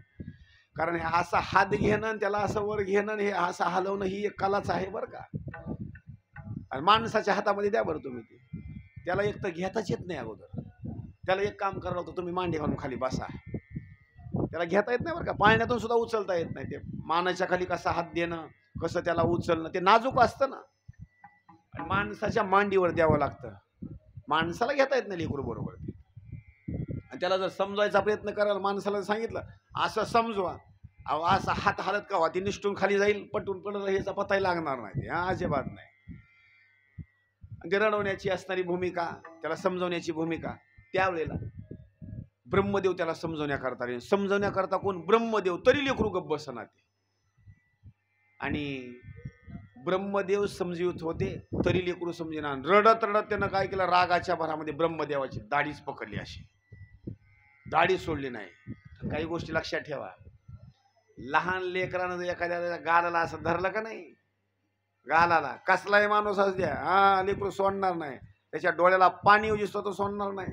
त्याचे नकही असे असतात का नाही म्हणा, नुसते कार नुसते नका, आपल्या नकासारखे नाहीत निवडक, हा निस्ते तीक्ष्ण नका. असे गालाला पकडलं रे पकडलं, लेकरू अजिबात सोडणार नाही बरं का. त्याला राग जर आला का नाही, गाल सोडणार नाही. एखाद्या लेकराला राग जर आला का नाही तर लेकरू काय करतं, बुचकुऱ्यानं नाही जमलं की मग चावणार. मग ते 2 दात, वरचे 2 आणि खालचे 2, असा धरला का नाही गाल सोडणारच नाही. म्हणजे करकडून त्याला चावणार नुसता असं. आणि त्यावेळेला ब्रह्मदेवाची त्यानं दाढी पकडली. आणि दाढी पकडल्याच्या नंतर दाढी सोडीना ते लेकरू. अहो ब्रह्मदेवाची दाढी अशी ओढली का नाही, तुम्हाला सांगतो आपले केस कोणी ओढू द्या, सहन होणार नाही बरं का. हा अजिबात नाही. ब्रह्मदेवाची दाढी धरली दाढी धरल्याच्या नंतर अशी ओढली का नाही, ते ना ब्रह्मदेव दाढी सोडू लागले, पण लेकरांना नाही दाढी सोडली, अजिबात नाही. ब्रह्मदेवानं त्याला असं पकडलेलं, लेकरू रडायलेलं आहे आणि दाढी ओढली. ब्रह्मदेवाच्या डोळ्यामधून अश्रूच्या धारा लागल्या, तरी लेकरू दाढी सोडेना. आणि ब्रह्मदेवाच्या डोळ्यामधले जे अश्रुबिंदू आहेत ते कुठं आले? त्या लेकराच्या पोटावर, ब्रह्मदेवाच्या डोळ्यामधले. आणि ते जर अश्रू खाली पडले असते तर काहीतरी विनाश असणारा काही झाला असता, कारण ब्रह्मदेव रडणं म्हणजे साधी गोष्ट नाही. पण त्या लेकराचं शरीर विशाल, त्यानं पोटावर तेवढे अश्रुबिंदू आपल्या धारण केले, एवढं लेकरू खतरनाक ते. आणि रडणं त्यानं बंद केलं. आणि ब्रह्मदेवानी त्या समुद्राला प्रश्न विचारला, अरे हे समुद्राच्या काठावर जन्माला आलेला आहे, कुणाचं लेकरू आहे? त्यानं सांगितलं ब्रह्मदेवाला हात जोडून समुद्राने, देवा हे भगवान शंकराच्या रागापासून जन्माला आलेला आहे, त्यांनी राग समुद्रामध्ये टाकला, मला सहन झाला नाही, म्हणून याचा जन्म झाला. मग असं का? मग याचे आई आणि वडील आता इथून पुढं तूच बर का. त्याचा जन्म कुठं झाला? समुद्रामध्ये. अहो पण देवा याचं भविष्य सांगा. ब्रह्मदेवानं त्याचं भविष्य सांगितलं. याचा जो विवाह होणार आहे, कालनेमी म्हणायचा असणारा राक्षस, आणि कालनेमी राक्षसाच्या पोटी जी मुलगी जन्माला आलेली आहे तिचं नाव आहे वृंदा. त्या वृंदेसोबत याचा असणारा विवाह होणार. पण याचं नाव काय सांगितलं? ज्यानं माझ्या डोळ्यातून निघालेले अश्रू, नाव कसं आहे बरं का, लक्षात करा आता. ज्यानं माझ्या डोळ्यातून निघालेले अश्रू धारण केले. अश्रू कोण काढले? त्या मुलानं. निघाले कुठून? डोळ्यामधून. निघून पडले कुठं? त्या मुलाच्या पोटावर. शब्द ऐका, ज्यानं माझ्या डोळ्यातून अश्रू काढले ना, अश्रू काढल्याच्या नंतर आपल्या पोटावर धारण केले, खाली पडू दिले नाहीत. म्हणून अश्रूचं नाव किंवा अश्रूला जल म्हणतात. लक्षात ठेवा बरं का. अश्रूला काय म्हणतात? जल. म्हणजे अश्रूमध्ये पाणी असतं, जल. आणि जे निघालेलं जल ज्यानं पोटावर धारण केलं, म्हणून याचं नाव मी ठेवतो जालंधर. नाव लक्षात ठेवा बरं का. डोळ्यातून निघालेलं जल ज्यानं पोटावर धारण केलं, जल ज्यानं धारण केलं त्याचं नाव जालंधर. लहानाचा मोठा झाला, समुद्राच्या पाण्यामध्ये असणारा तो वाढला. पुढं कालांतरानं कालनेमीची असणारी पुत्री, तिचं नाव वृंदा, त्या वृंदेसोबत असणारा विवाह झाला. आणि विवाह झाल्याच्या नंतर पुढं मात्र वर्णन केलेलं आहे. विवाह झाल्याच्या नंतर पुढं राक्षस मंडळी सगळी त्याच्या जवळ आली आणि सांगण्याकरता सुरुवात केली, जालंधरा, अरे बाबा, पाठीमागं देवता मंडळीने आपल्यासोबत षडयंत्र केलं आणि अमृत मात्र आपल्याला पिऊ दिलं नाही. त्याच्याकरता एक काम करा, देवता मंडळीला त्रास देण्याकरता सुरुवात करा. देवी दैत्य सागर मंथन पै केले, त्या माझी अवचित जे हलहल उठिले, ते त्वा असुरपणे प्राशन केले, निळकंठ नाम प्रसिद्ध झाले. त्यावेळेला 14 असणारे रत्न निघाले आणि विष्णूनं मात्र मोहिनीचं रूप धारण केलं आणि दैत्य मंडळीला मात्र अमृत पिऊ दिलं नाही. त्यावेळेला जालंधरानं त्रास देण्याकरता सुरुवात केली. आणि त्रास देण्याकरता सुरुवात केल्याच्या नंतर 33 कोटी देव विष्णूकडे आले. सांगितलं, देवा तुम्ही जालंधराला ठार करून टाका. विष्णू आले गरुडावर बसून. घनघोर युद्ध. पण त्या घनघोर युद्धामध्ये घटना अशी घडली, जालंधर मात्र हारेना. घनघोर युद्ध, जालंधर हारेना. शेवटी भगवान विष्णू प्रसन्न झाले आणि बोलण्याकरता सुरुवात केली. भगवान विष्णू म्हणतात जालंधराला, जालंधरा, मी तुझ्या युद्धावर प्रसन्न आहे बाबा, मी तुला हरवू शकलो नाही, तुला काय वरदान पाहिजे ते वरदान माग. आता जालंधरानं काय वरदान मागितलं ते ऐका बरं का. देवा, तुम्ही माझ्या बहिणीच्या सोबत तुमचा सगळा परिवार घेऊन माझ्या घरी येऊन राहा. लक्षात करा बरं का आता कशी कथा आहे. जालंधराची बहीण जर कोण असेल तर जालंधराची बहीण आहे माता लक्ष्मी. तुम्ही म्हणाल कसं काय? आता तुम्हाला कथा सांगितली.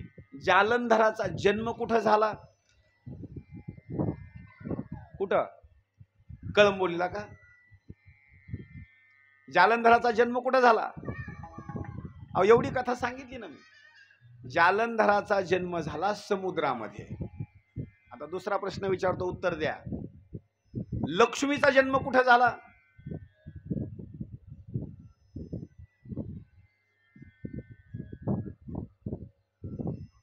तुम्ही म्हणाल आम्हाला काय माहिती. हा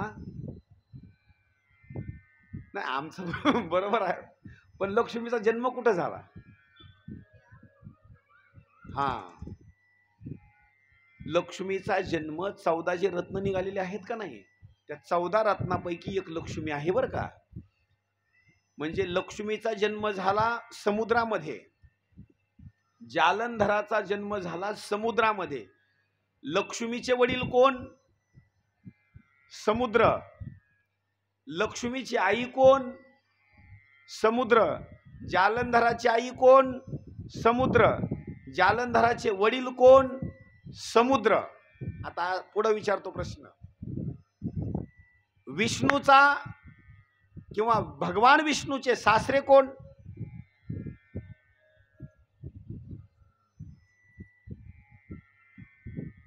काही लक्षात येईल का नाही तुमच्या? अहो, भगवान विष्णूची पत्नी कोण?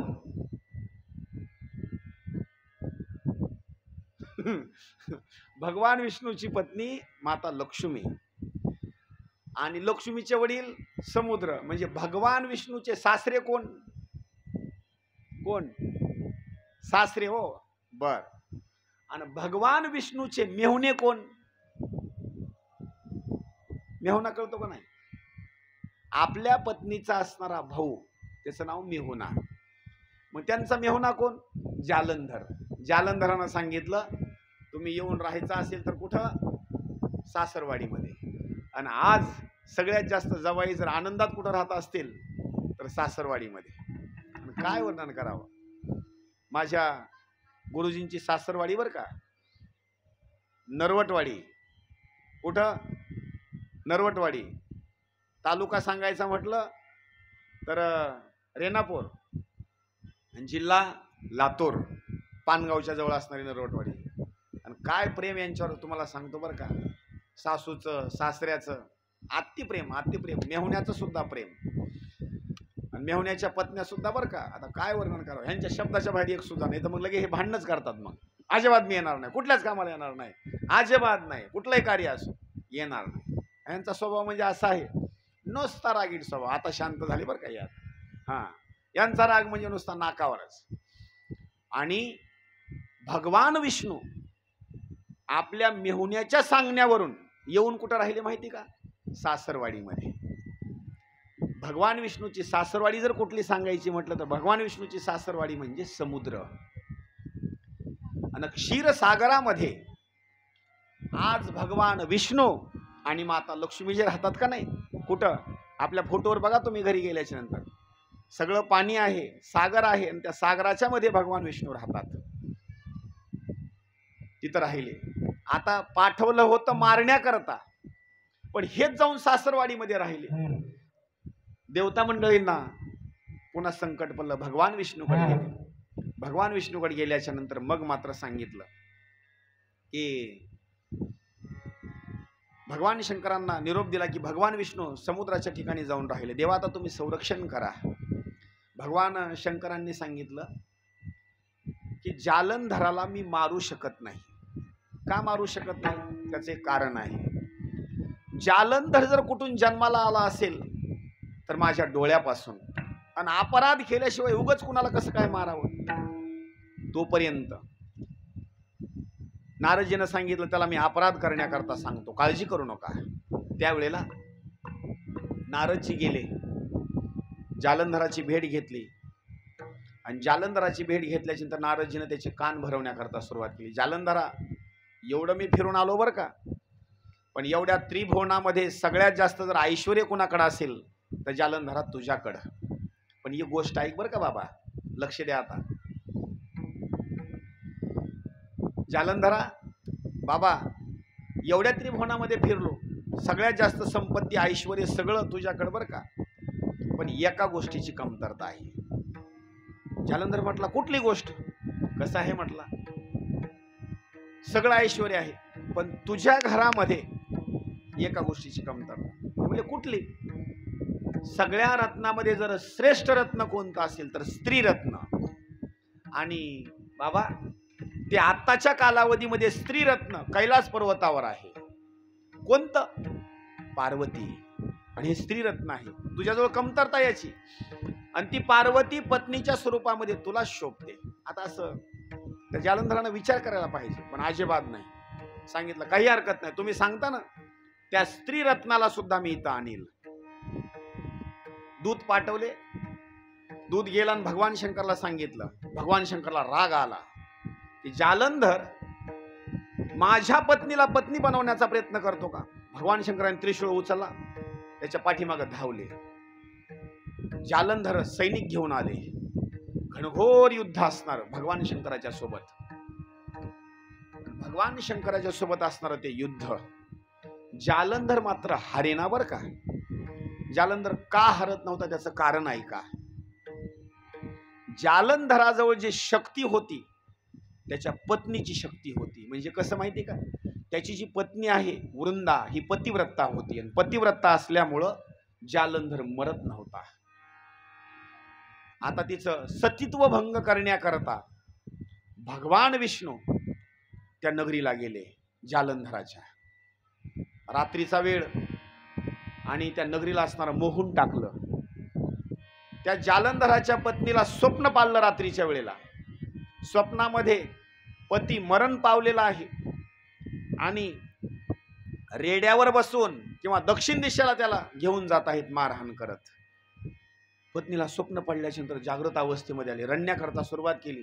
तिला झोप लागेना, महलाच्या बाहेर आली, चलण्याकरता सुरुवात केली. एका अरण्यातून दुसऱ्या अरण्यात, दुसऱ्या अरण्यातून तिसऱ्या अरण्यात धावत धावत धावत असणारी गेली, रडू लागली. तेवढ्याच वेळामध्ये त्या अरण्यामध्ये 2 असणारे राक्षस आले आणि ते राक्षस त्या वृंदेच्या पाठीमागे लागले. वृंदा धावत धावत आली तर एका ऋषीमुनीने असणारा वेश धारण केला भगवान विष्णूने, तिथं बसले. ती वृंदा आली. वृंदा आल्याच्या नंतर त्या ऋषीमुनीच्या गळ्यामध्ये असणारा असा हात टाकला आणि भिवू लागले, महाराज मला वाचवा, मला वाचवा. ऋषीमुनीने विचारलं काय झालं? माझ्या पाठीमागे 2 राक्षस लागलेले आहेत. राक्षसाला पाहिलं आणि नुसत्या भवईनं असं खुणवलं त्या राक्षसाकडे. खुणवल्याबरोबर ते राक्षस तेवढे असणारे असे पळून गेले.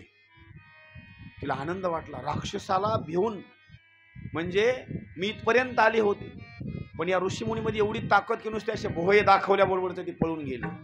तिनं पाय धरले, महाराज अहो माझे मालक युद्धाला गेले, तिथं काय झालं मला सांगा बरं. त्या ऋषीमुनीने असे 2 बोट वर केले, अशा आकाशाकडे 2 बोट वर केल्याबरोबर आकाशातून 2 वानर आले. ही कथा फार विशेष आहे बरं का. ते वानर आले, वानर पाया पडले. लगेच सांगितलं वानरांना 2 चले जाओ. लगेच वानर आकाशामध्ये गेले. वानर आकाशामध्ये गेल्याच्या नंतर जालंधराचं शिर घेऊन आले, धड घेऊन आले. ते वृंदा रडू लागले, मालक तुम्ही मला भेटून गेलात, मी तुम्हाला सांगू लागले भगवान शंकराच्या सोबत युद्धाला जाऊ नका, तुम्ही गेलात, तुमचा वध झाला. इतकी रडू लागली, इतकी रडू लागली. तिला विश्वास पटला, हा साधू महात्मा म्हणजे साधारण नाही, आपण शरणागती केली पाहिजे, माझ्या पतीला सुद्धा हा जिवंत करेल. पाया पडली ती वृंदा, महाराज माझ्या मालकाला जिवंत करा. काही हरकत नाही. अभिमंत्रित पाणी केलं, लगेच टाकलं, लगेच मालक जिवंत. सांगितलं वृंदा मी चलतो आता. मालक जिवंत झाले आणि ते पती पत्नी 2 जण आनंदामध्ये राहिले. किती दिवस? 1000 वर्षापर्यंत आनंदात राहिले.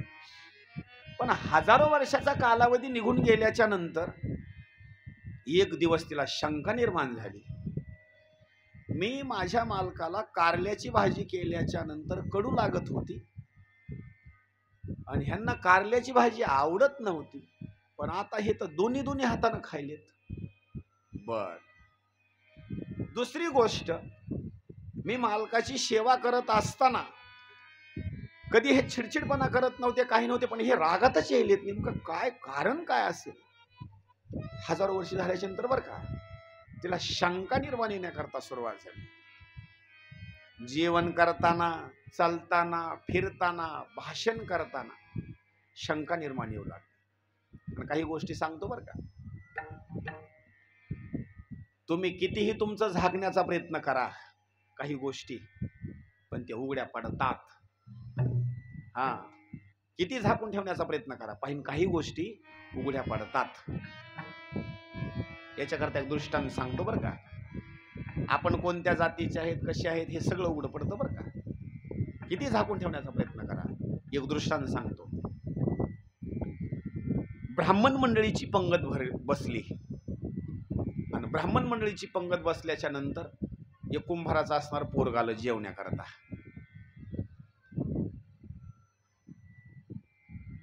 कुंभाराचं पोरग जेवण्याकरता आलं, आणि कुंभाराचं पोरग जेवण्याकरता आल्याच्या नंतर ब्राह्मण मंडळी जेवण्याकरता बसली. ब्राह्मण मंडळीनं काय केलं, हातामध्ये पाणी घेतलं आणि पाणी असं फिरवण्याकरता सुरुवात केली. ब्राह्मण मंडळी पाणी कसं फिरवतात? उजव्या हाताने. आणि कुंभाराला सवय लागली असते चाक फिरवायचं, पण कसं? असं उजव्या हाताला का डाव्या हाताला? डाव्या हाताला. ते जेवण्याकरता ब्राह्मणाच्या पंक्तीला बसलं, यांनी पाणी घेतलं आणि उजव्या हाताला फिरवलं. आणि कुंभाराच्या पोरानं काय केलं, पाणी हातावर घेतलं, उजव्या हाताने नाही फिरवलं, डाव्या हाताने फिरवलं. ते ब्राह्मण म्हणले, ए अरे कुंभाराचा आहे काय तो? ते म्हणला, मला कसं काय तुम्ही ओळखलं म्हणला. म्हणजे काही गोष्ट झाकून ठेवण्याचा जरी प्रयत्न केला तर झाकत नाही, उघडी पडते. तिथं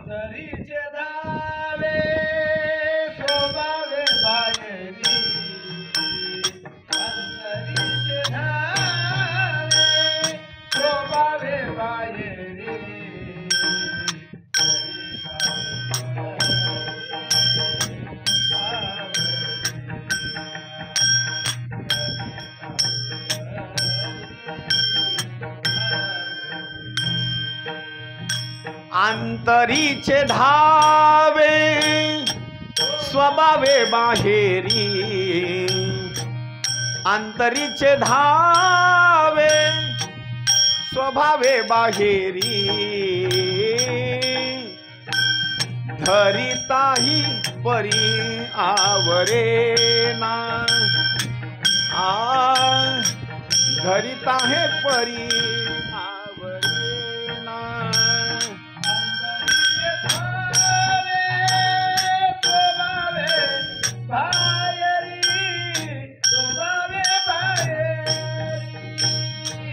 अंतरीचे धावे स्वभावे बाहेरी, स्वभावे बाहेरी,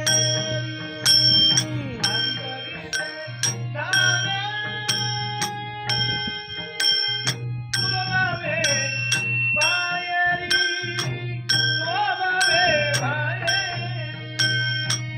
स्वभावे बाहेरी, अंतरीचे धावे स्वभावे बाहेरी,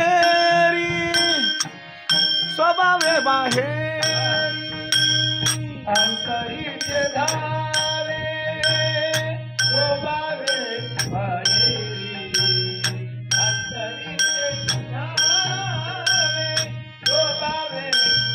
स्वभावे बाहेरी,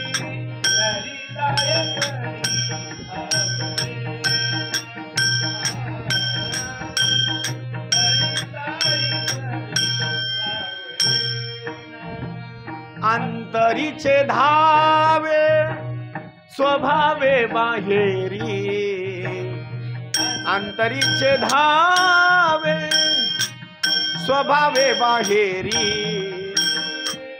धरिताही परी आवरेना, धरिता हे परी आवरेना.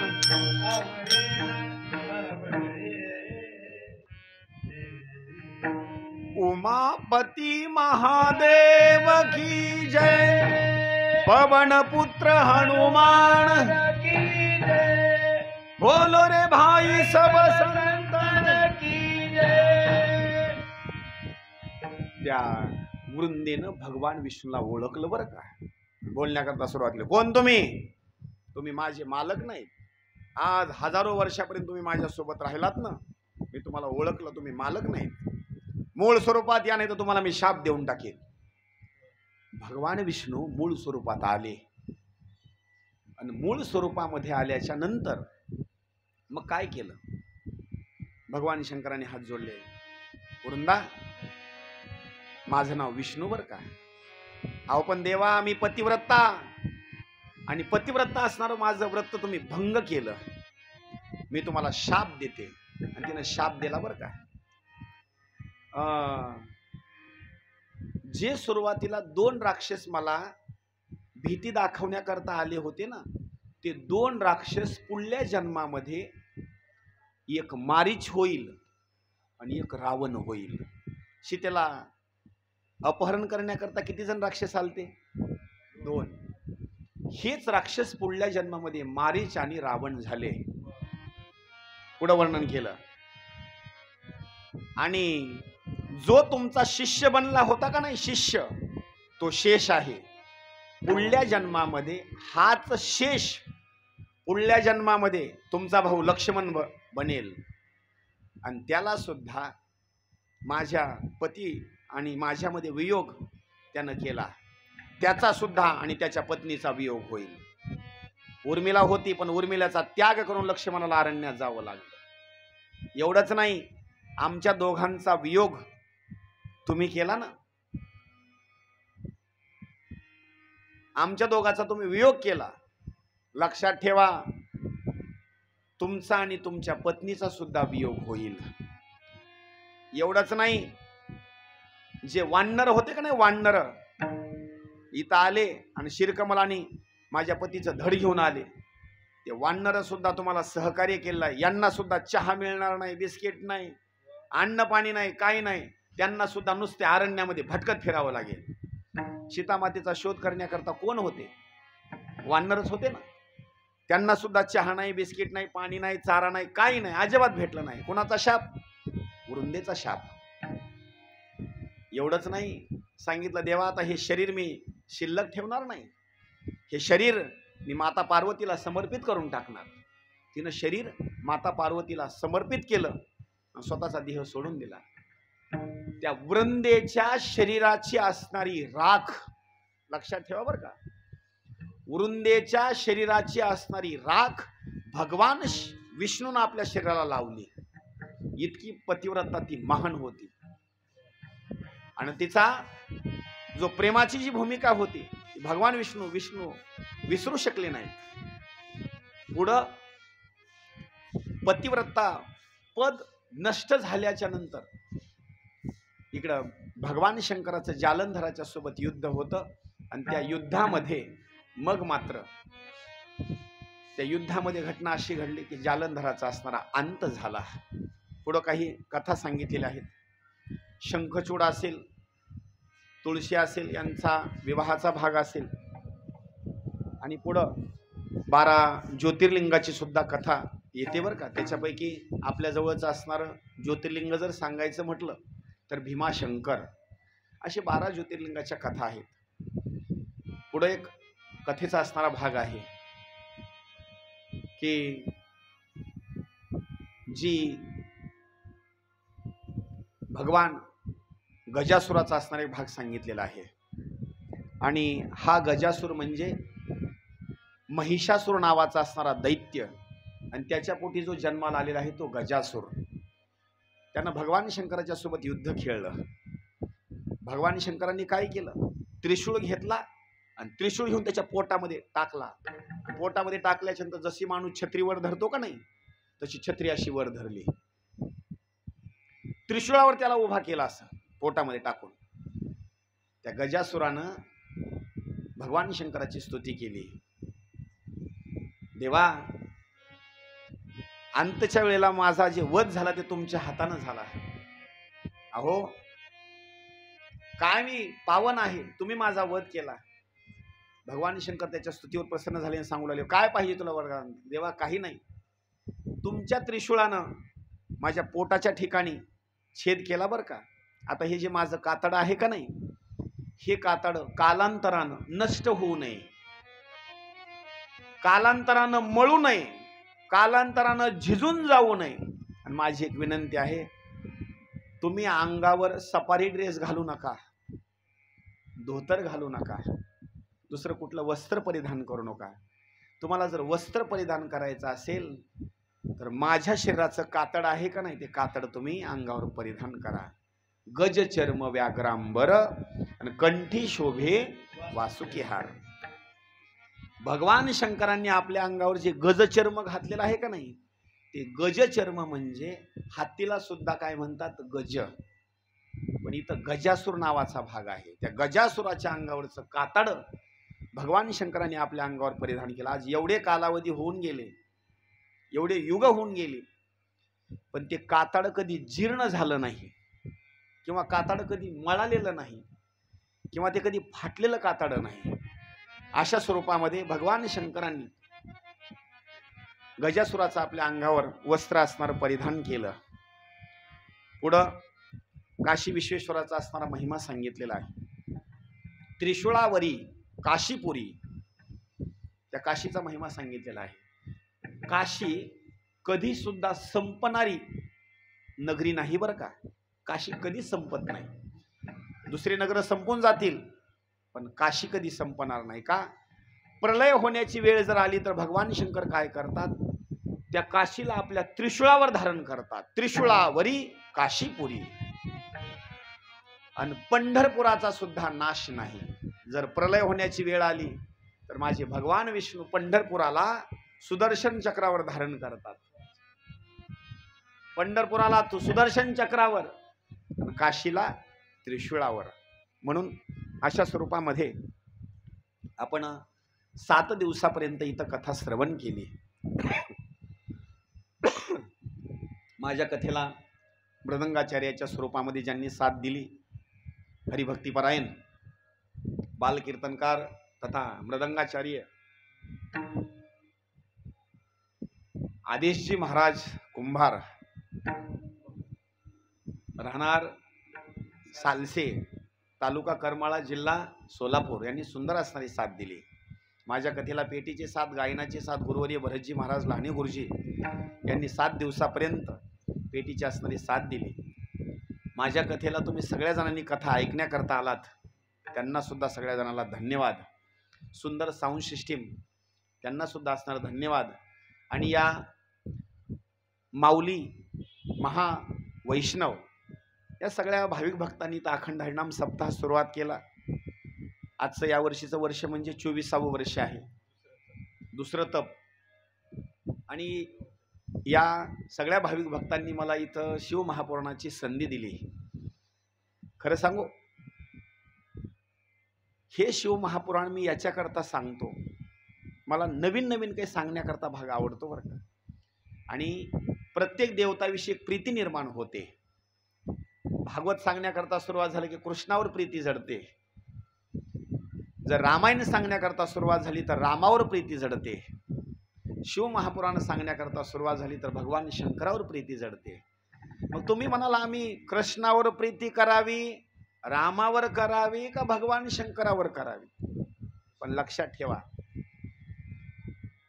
या तिन्ही नद्या आहेत आणि एकाच समुद्राला जाऊन मिळतात. कृष्णावर भक्ती करा, कृष्ण म्हणजे भक्तीची नदीच आहे, ती सागरालाच जाऊन मिळेल. तुका म्हणे गंगा सागर संगमी. माझ्या रामावर भक्ती करा, ही रामाची भक्तीची नदी सुद्धा त्याच सागराला जाऊन मिळेल. नवे नवे भगवान शंकरावर प्रीती करा, ही सुद्धा नदी तिथंच असणारी जाऊन प्राप्त होईल.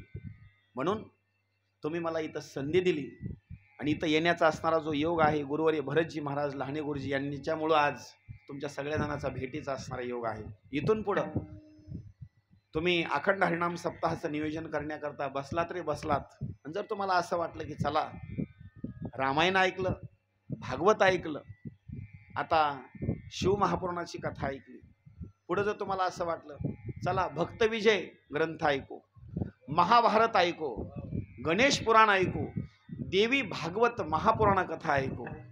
18 पुराणापैकी कुठलाही तुम्ही ग्रंथ सांगा, मी गर्व म्हणून सांगत नाही बरं. पण माऊलींनी जर मला बुद्धी दिली तर मी सांगण्याचा प्रयत्न करेल. सांगतो असं म्हणत नाही बरं का, मी सांगण्याचा प्रयत्न करेन.